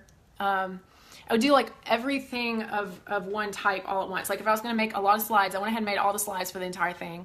If I was going to do screen share tutorials, I made a list with points. I made a list of all the tutorials I needed to make with the points I needed to make in each one and the websites I need to pull up for each one. So I was like ready to go. So basically just batch it as much as possible. I didn't go through like by module and say, I'm going to do a worksheet, I'm going to do a video, I'm going to do a screen share tutorial, and then I'm going to do whatever. Like I would do everything of one kind all at once. If you're doing something like photo organizing, there might not be as much work, there's not going to be as much like workbook content. It would be more like maybe one like master checklist that you're like, all right, this will take them from, day 1 to day 3. Like you could say like, if you devote 3 days, you could have all this done in 3 days. And then you could say, of course, you can spread it out over a longer period of time. But, you tell them it's DIY. It's up to you. You can do it at your own pace.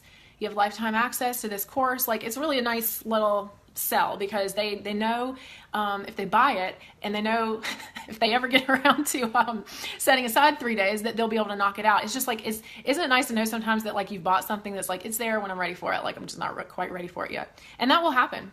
You'll have people that'll buy stuff and they won't even do it right away or ever.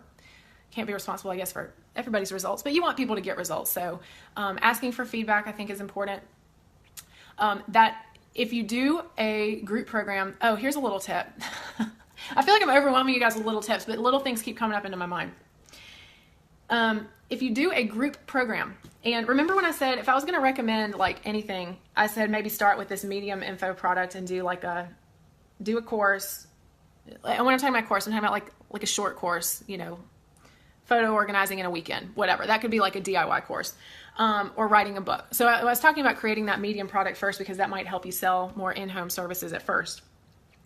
I'm not sure exactly. I mean, again, I think the order is going to be different. I think the order is going to be different for everybody. But if you do a group program, and again, like say you offer this group program, say that you create this DIY course on something about Christmas organizing first, and then you go back and offer the group program just at a discount to say you had 20 people who did your DIY course about Christmas organizing, and it's like, did you enjoy this? I was thinking about doing a group program. I'd love for you to be one of my first members. And you give it to them like at a discount, and you say, I'll give you like 50% off. The year would cost, $100. I don't know, I'm making up a price. The year would cost $100, and I'll just give you 50% off just to thank you for, trying it out, and just give me your feedback, whatever. That could be a way that you get people started on it. Here's a good tip. When you get people going in the group program and you start actually, this is gold. When you actually start interacting with people who are even a little bit invested and enjoyed the course that you did, and now they want to have oh, that's really cool. You're going to lay it out for 10 or 11 or 12 months for me. And that way I know that every month I'm going to spend a little bit of time on it. It's like, oh, that's really cool. Ashley said the yoga program she bought, but she hasn't done yet. She said she'll do it soon. Once you actually start getting feedback from people that are in the group program, this is so good. This is so good. Once you start getting feedback from these people, you can use that feedback to create some of this other beginner stuff up at the top. For example, once you get people in the group program and you hear you'll start getting feedback from people. You hear some of those same few things over and over and over again. It's like, oh, this is so good. I always just get stuck on this one thing or these 2 or 3 things, or it's always the family members. I have no idea what people talk about. Go back and say, oh, what is the thing that people need most in order to, maybe it's not the thing that you thought, right? Maybe that, when I talk about gated free information, another term that people use online in online business is a lead magnet. So a lead magnet would be like that free ebook that's about the exact topic that people are struggling with in your group program, because that way you know that people have this problem. When they see that free ebook, they're like, oh my gosh, I have to have that. I have no idea how to tell my mom not to give me any more Christmas presents. They will tell you everything you need to know, and then you can even use that to make your cheap information product, right? Like everything that they're struggling with in this group program, you can make like those like freebie kind of like worksheets, or the freebie mini course about some certain topic. God, why do I keep saying free? It's a cheap mini course or a cheap membership area. So these little cheap information products that I was talking about, you can use the information that they tell you straight out of their mouth in your group program.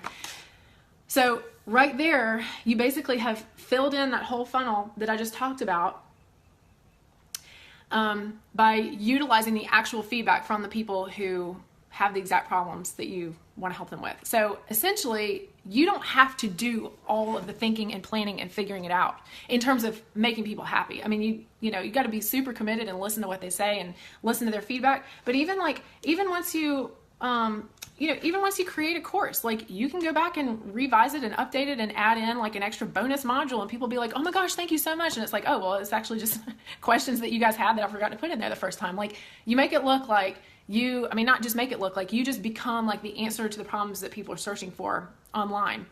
Remember I said the end goal is to have a lot of people who trust you. And I think, again, we talked about factors of building trust. One is being a member of the audience that you're trying to serve. And another one is just taking their requests and their questions and their feedback like to heart, and showing that you're trying to create some kind of resource just to make life a little bit easier for them on that topic. So I think that was such a good little trick. All right, so that was my process for creating the product. I know it sounds easier than it really is, but the thing is you can make it as hard as you want it to be. It's not. Like I said, people want a transformation. They don't need to be 100% sure that you are like a scholar on every aspect of the topic. Like you really just need to give them like the information that is going to make the most impact in their life, and then move on to the next piece of it, the next module.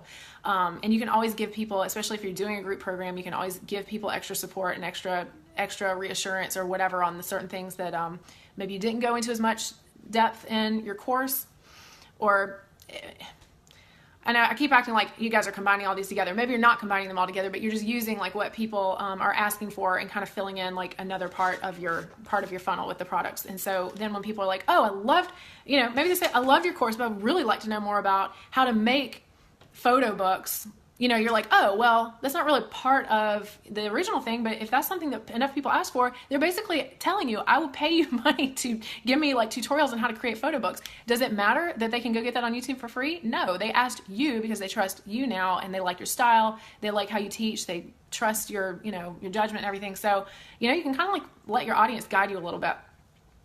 So first and foremost, though, you got to be willing to put yourself out there to have an audience. And I know that going back to fears that I had about starting this, that was definitely a huge one. I didn't even like have social media really when I had my organizing business, because I was all insecure about what I would post on Instagram and that kind of thing. And then all of a sudden it was like, oh, I'm really thinking I want to talk to people on Facebook and YouTube. And again, I didn't know I had the love for it that I did. So I definitely learned a lot about myself, but I was willing to put myself out there because, like I said, I really wanted to be what I wish that I would have had when I started my business. So I wanted to be that person for somebody else. And that was like, if I can just be that person for one other person, that it will all be worth it to me. Okay, so we talked about process for creating the product. We talked about a little bit about marketing the product. I'm not going to be able to go super in detail about your writing. When it comes to selling your product and marketing your product, a lot of what you're going to be doing, even though your audience might have gotten to know you through video, a lot of what you need to do is write well in order to sell and in order for people to trust you, but also to give the right tone and vibe about like what to expect from you. I mean, you want Hunter says, hey. You want, I mean, when you're writing a sales page for something, And if you guys are, like, again, think big. If you guys are serious about your online business dreams, you will at some point be like, I really got to study, or I really got to learn something about, it's called copywriting. That's just the act of writing words on a page on the internet and in order to sell something. So it's not all about talking about why you're so qualified and what all of the benefits of, not what all of your group program, for example, includes. It's why does that matter to them? Always be thinking about talking about why it matters to them and what the benefit is for them, what the transformation is for them. And again, when it comes to selling, I don't think of selling so much as being like, okay, so buy my thing now. I think of it more like, what's the cost of you not doing this? For example, if somebody's going to sell me right now on this photo organizing course, like do it yourself, digital photo organizing, and they put up a sales page that was just like, okay, so it's got 28 videos and I am a master photo organizer. I would be interested, again, because I did tell you I need this, but I wouldn't be as interested as the person who came along and said, this will help you finally cross this project off your list that has been on it forever, that you keep pushing back. And like, well, do you really want to get to like, your daughter's 10th birthday and you haven't even made a baby book because all your photos are like all over the place? Like if you wrote that on a sales page, I would start crying and then I would press buy now for $250. So you see what I'm saying? Like you need to connect with people's emotions. Don't just describe like okay, well, it's a course and I don't know. Y'all get it. Like it doesn't need to be too focused on you who made it. It needs to be very focused on the person who it's for, because when people buy things, they're thinking about themselves. They're thinking about what they want out of it. So that's a very brief description of how to sell products. Is you need to connect with people's emotions and a little bit of fear of what will happen if they don't do it. And not that I'm saying you need to oversell on like, if you, they do always say like you have to introduce some urgency into what you're selling. Like it shouldn't be available probably all the time, because people don't buy things that are available all the time because they'll say, oh, I'll just get to it later, right? I'm willing to bet Ashley, she was just talking about her yoga course that she bought and she hasn't done yet. I'm willing to bet she bought it because it wasn't going to be available at the same price, or maybe just available at all the time. Ashley, tell me if I'm right or not. Tell me if there was some like urgency involved. Okay, and obviously with the group program, let's talk about this. So your group program should probably, if you're doing like whether it's 6 weeks or a year, you should probably be starting it, only at certain times, obviously, so that you can go through it together with one group at a time. And that group can get to know each other, et cetera, et cetera. So like if you're doing a year-long group program, it's like you've got to really be thinking ahead of when does this need to be marketed. When do I need to sell this? Because if it's starting in February, for example, I can't wait till the middle of January and go, oh yeah, like I need to get some people on my email list. Like you need to be building that email list in advance. This does take some advanced planning, but it's not like it's impossible. And it's okay to start small. Like your first group program, like I was saying, it could have like 5 people in it. And you could just say like, I just want to give you guys, an extreme discount on this and be my testers and help me figure out how to improve this. And then next time can be, it can be, okay, Ashley said she had a feeling the price would go up, and it did. All right, so perfect. So those are triggers that help people take action. It's beneficial for a lot of reasons. One is because, the people who are just like on the fence are like, okay, you either get off the fence, like, and buy it, or maybe I'm just not right for you. Like that's fine. You can go ahead and, help people move along to wherever it is they need to go. But also it's a lot easier for you because you're not constantly trying to sell something. So if you have, for example, if you have okay, let's get back to some of these things. Some of your free things or some of your cheap things obviously will probably be available all the time, because those aren't so much about the money, right? Like even the cheap product isn't so much about the $7 or $9 that they're paying for it. It's more about helping pull them further into like, your web of awesomeness that you have created, like with all this stuff.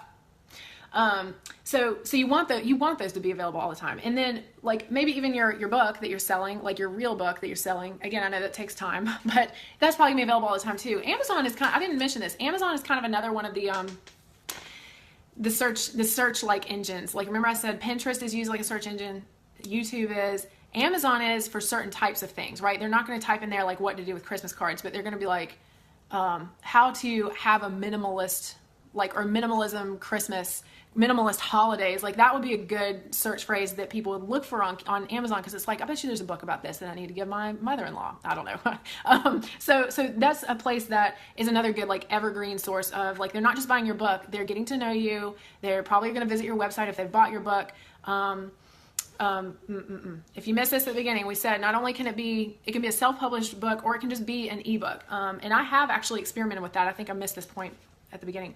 I created my own ebook and put it on Amazon as a lead magnet for Pro Organizer Studio. So it didn't cost that much, but it was something, again, that I was trying to like put myself in the way of people who are searching for the specific topic. And I ended up taking it down, because every time I updated, I had to keep updating it, and I didn't, I felt like I was updating it in too many places, and I was trying to minimize my business life. So I took that off.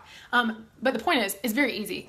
If you go and search for publish your own Kindle book, I can't remember what Amazon calls it, but it's self-publishing for Kindle. It's very easy. You don't even have to, it doesn't, I mean, I know this sounds awful, but it doesn't have to be the greatest thing ever. Like, it's got to be informational, a little entertaining, a little bit well written. Obviously, if you're not, good at editing, you need to have somebody edit it and make sure that you're not putting something out there with just tons of mistakes. But I'm sure you guys, like me, have bought a book on Kindle. I mean, I download books on Kindle on my phone all the time, and some of them are, I mean, the information is good, but it's not like they're like perfectly written. There's a lot of mistakes and stuff. So let it be not perfect, not ideal. Get it out there. You can always update it again later.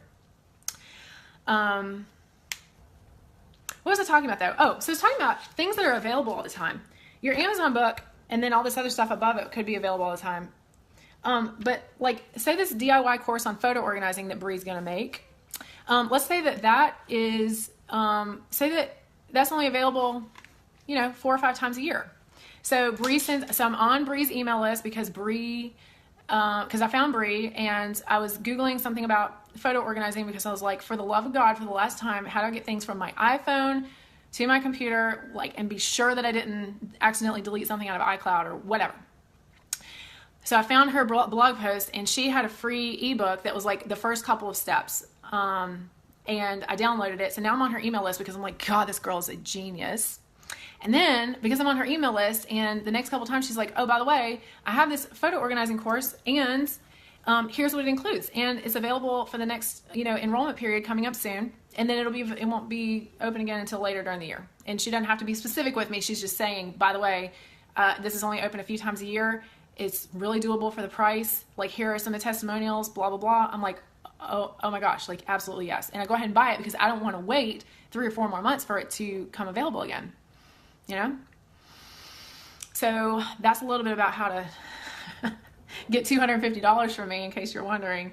So your bigger programs, so your course and your group program it will serve you better for them to not be open all the time. And obviously with the group program, it's better, especially if you're moving through like a structured amount of material, especially for a short amount of time, that new people can't just come in and out or whatever. Like, they need to pay probably for the year, and then it's like you have access to it, and you're in it.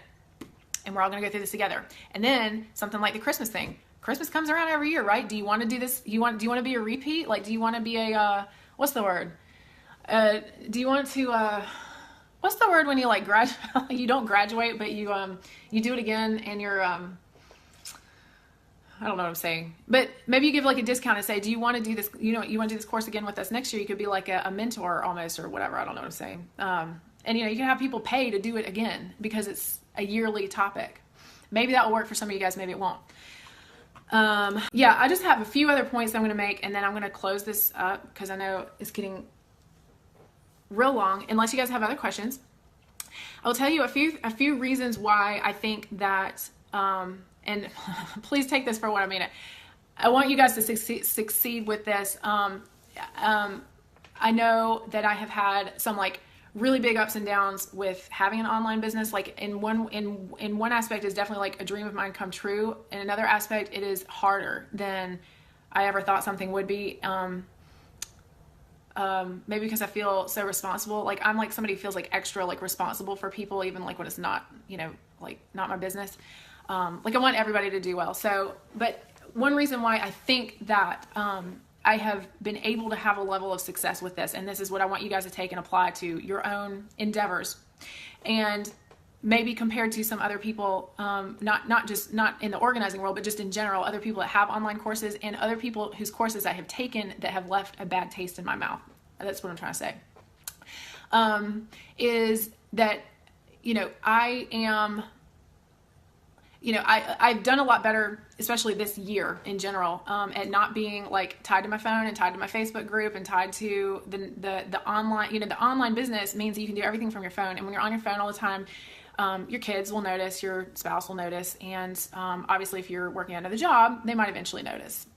All three of those things have happened to me. So I get it. I think that you have to be good at turning it off, but at the same time, really giving some undivided attention to the people, especially who have paid and invested with you, but even the ones who haven't, like really giving them your attention, on a regular basis. And all I'm trying to say here is I have noticed very much like in other groups and other courses where the creator of the course is not actually present in the group. It's all like automated posting, like on Facebook. I don't like that.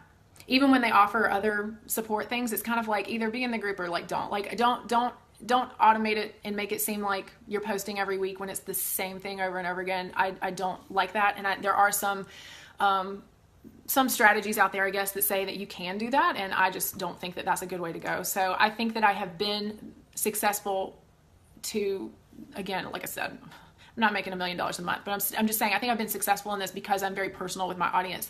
And I know people and I remember people. And when people send me emails, I remember that forever. Just things like that. Like I, make a point to do those things.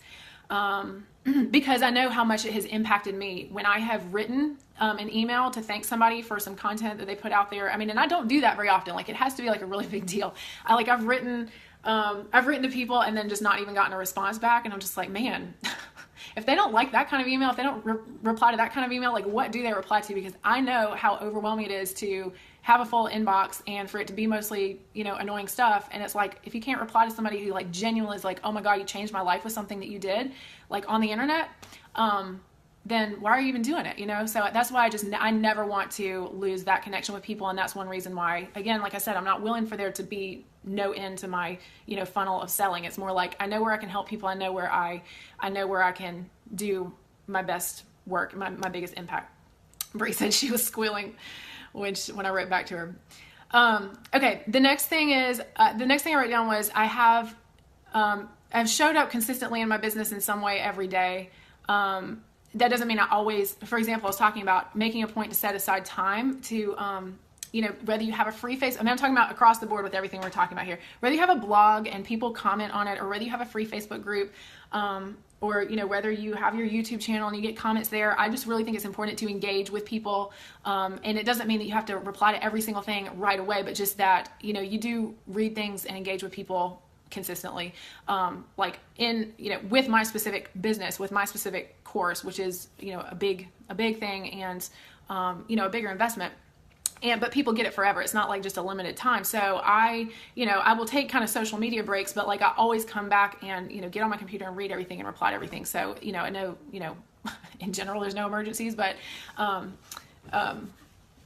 just try to always, like, I never want anybody to think that I miss their notification. Or their comment that they mentioned me in. So anyway, so I guess what I'm trying to say is I have learned that having boundaries with all this is super important, and making sure, that people it's like I will reply to my email, but like I can't do the Instagram private messages and Facebook private messages. Like just email me. Like I believe that you'll get my reply best there, or I can reply best to you there. So having boundaries is important, but also just like giving and like being, generous with your people is really important too. Because I just know when people don't do that, it just kind of hurts right here. Not because I paid for their stuff, but just because it's like, oh, I like genuinely just wanted to reach out and tell you how awesome that was, and they just don't even reply back. Okay, then I wrote down, when it comes to skills, I would say I do have some tech skills, but the more important thing is that I'm willing to Google and learn anything that I don't know. I am willing to pour through the boring FAQ and help sections of all these apps that I talk about, Teachable, ConvertKit, your email service provider, MailChimp. Like they have so much free information to help you out there. And go there first, to be honest. There's always YouTube videos that like people will make. They'll show you tutorials about how to do stuff. But for example, ConvertKit, which I use for a long time for my email, it's in their best interest to show you everything there is to know about not only using their product, but using it to grow your business and get more people to sign up for your emails, and how to do like cool sign up forms that don't look dinky. I mean, they want you to look great and they want you to succeed. So all that stuff is there. So when I say I do have, like, definitely have a level of comfort with like all things like computer. However, when it came to something that I didn't know, I mean, I sat and taught myself, and I've taught myself, a lot of graphic design stuff on my own. Again, some of these were skills I already had, but, there are resources. You got to use your resources for everything. I definitely think there is a paid version of everything and a free version of almost everything. Usually paying something is better than paying nothing, but paying a lot is usually not necessary. That's definitely my feeling about that when it comes to this stuff. And then very last but not least, a reason that I think I have been successful is because I did not wait to, how would I say this? Some people would say, for example, like, oh, well, you should work with people. You should do private coaching online first, and then figure out what people want in a course, and then make the course. No, I didn't even ask anybody what they thought about it before I did it. I knew for sure that I wanted to say what I needed to say, and that it was different than what other people had done, and I put it out there, and then I took the feedback that I got from that, like, so to heart, like spent, I mean, not I'm saying I obsessed over it, but I'm just saying, like, I took all the questions I got, I took all the feedback I got, it was documented. I have people who helped me document it and organize it. They know who they are. Like, before I revamped and updated the course as Inspired Organizer. So like everything was like categorized and documented, and I use that to improve it. So I think like continuous improvement is more important than saying, well, you need to wait until you're more of a, one-on-one coaching expert online. I don't think that's necessarily true. So another helpful piece of advice, and this came from somebody I want to share with you, Mariah, her name is Mariah Cause, and she is the person at a website called Femtrepreneur. It's her and Megan Menz, who I think is her assistant, kind of sidekick. They say, experts don't create courses create experts. So what they meant by that, and I told myself that a lot when I was creating my thing at first, because again, nobody knew who I was, nobody knew what I was doing. I didn't ask for anybody's feedback before I did it. I was just like, I think I'm going to put this out there. I don't know. I can't really tell you what I was thinking now, except just that I had to. I felt like I had to. But I remember thinking to myself, not necessarily that I was trying to become an expert, but that I was just like, well, of course nobody knows an expert before they write their book or before they make their course. But once you do that, people will see you as an expert. If any one of you guys wrote a book on something right now, I would like drop on the floor and be like, oh my gosh, you are an expert. Like, I had no idea. You're so amazing. Like, I'm gonna tell everybody that I know you because you're published on Amazon. Nobody knows that you just did it yourself. So, I'm not saying like I see through it now, but I'm just saying I see how it works. How it works is you organize your ideas and you organize your content and you put it into something helpful and you put it out there, and then people look at you and say, oh my gosh, like you have a perspective and you have answers that I don't have. So people will definitely, I'm trying to break this down and make it seem like it's not a big deal because I want you guys to do something with it, but people will think you're a big deal. And I think you should just let them think that, because it does feel pretty good. And because, it takes some confidence, I think, to continue to put yourself out there, especially when you are opening yourself up to criticism. So you need to have the people who said all the great things about you so that you can, take the criticism and work with it and continue to grow. That's definitely something, I've learned too. Like I expected to have haters, and I know that I do. Luckily, most of them are not too vocal, but it does happen.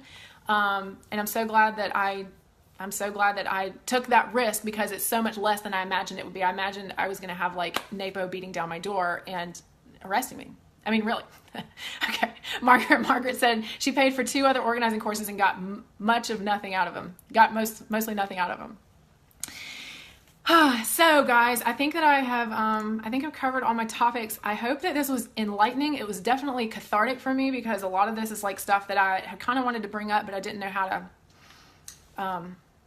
approach it. So I was happy to share it with you guys here. If you guys still have more questions after this, please leave it in the comments, because I'm sure I have more to say about any one thing if you ask me about it. Because I've got lots of experience now, and I know a lot of smart people because I've met them through this job, and if I can't help you, I know people who can. And also, so I promised you guys some good resources that I did really learn a lot from.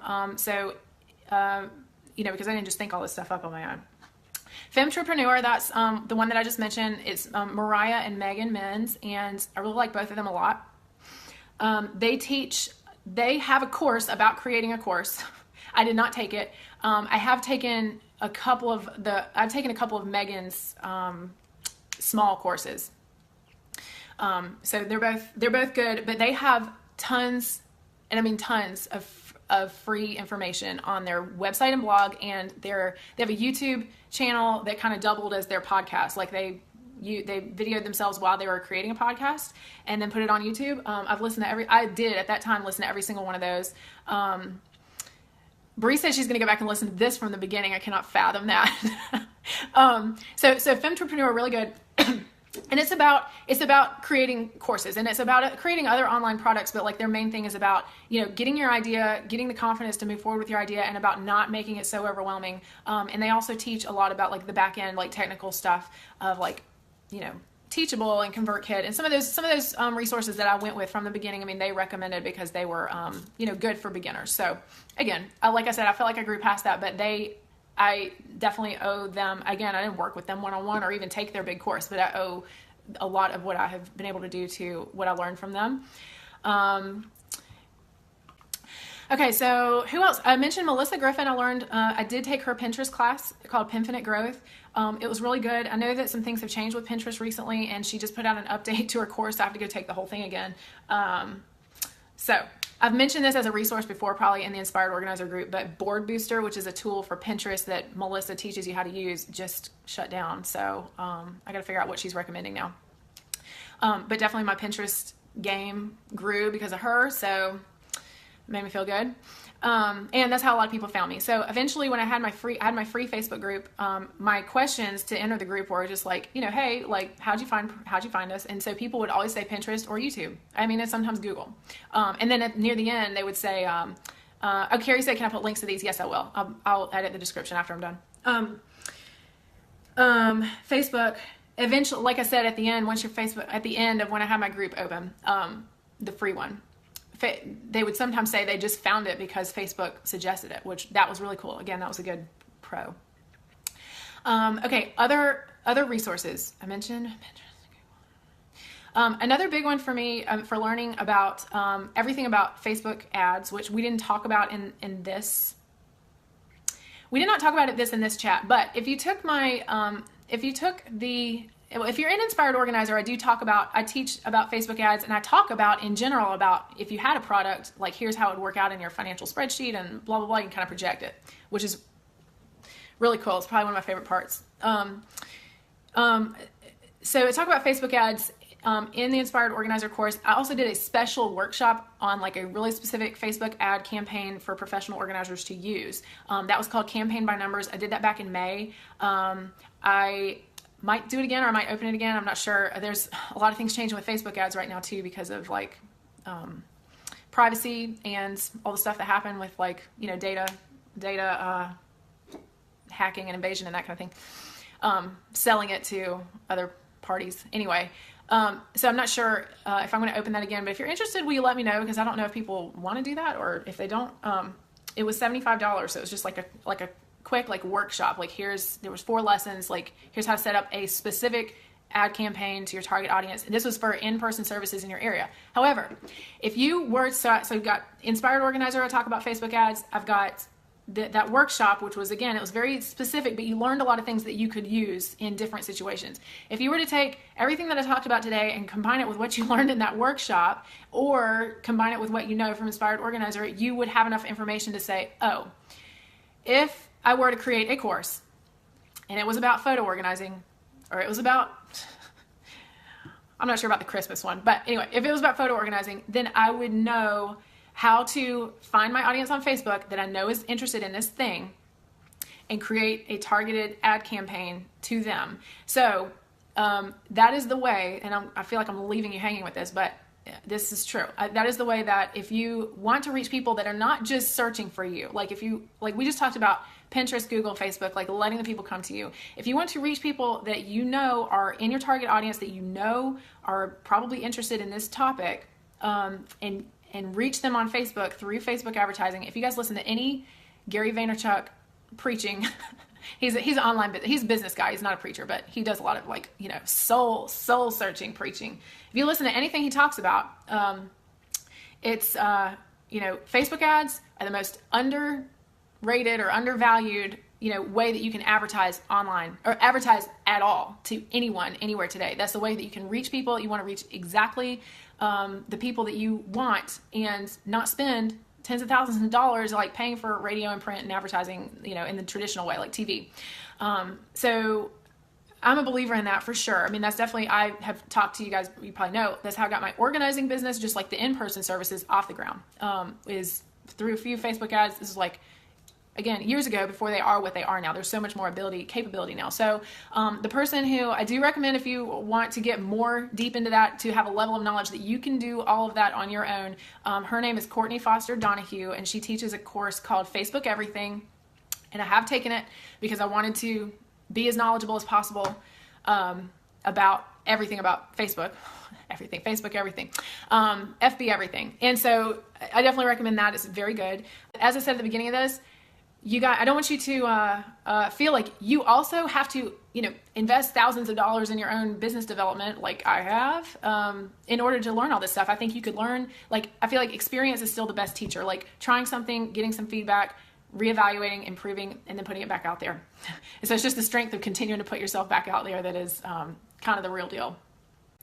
All right. Well, just a parting note. I know some people will be listening to this on the replay and or on YouTube, and maybe, you know, still are clueless about who I am. That's okay with me. But I am available in my, now we talked about courses and groups for so long now. My course/group is Inspired Organizer. It is not an ongoing monthly fee. It's just a one-time fee. The course is all about the business side of organizing. It is not about how to organize other people. It is not about how to set up the business part per se, like, you know, business licensing, like I trust you've gotten to that point, but it's about how to market and sell and brand yourself, and how to sell packages, like large packages. Like you should not be, you know, walking out of a house, you know, with only $25 per hour that you were there. I'll teach you how to sell, you know, 4-figure packages, get paid up front, be working the project with awesome people who are really committed to what you're doing. Like it's a whole different game changer. Not saying every client's like a dream, but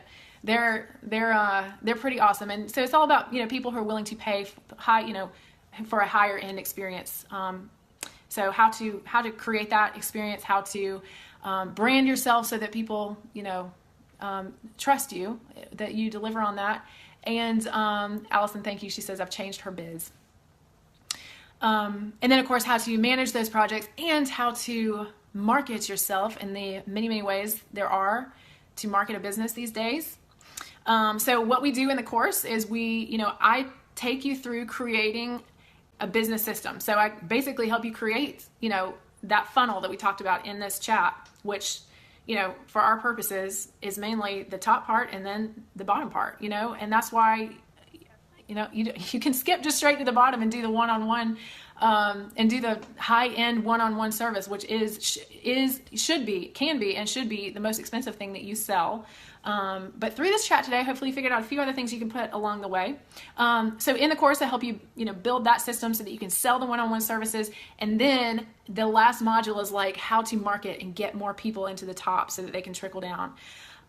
Which is the awesome part. So by the time you're there, you're like ready to go, like turn the heat up on fire. So I feel like I've wanted more people to ask about Facebook ads. I wanted more people to ask about online products because that's like where I feel like my like passion comes out, and obviously because I can talk about it for 3 hours, but where some of like my strategy stuff kind of shines. But I know that maybe some people just need a little bit more information to get going. So that was kind of why I wanted to bring this up today. All right. Allison says, you can't say enough about this program, Jen, and the tribe. I'm so happy that we have you, Allison, and I'm so glad the rest of you guys were here. Anything else, you can email us at hello@proorganizerstudio.com, and we'll talk with y'all soon. Thank you.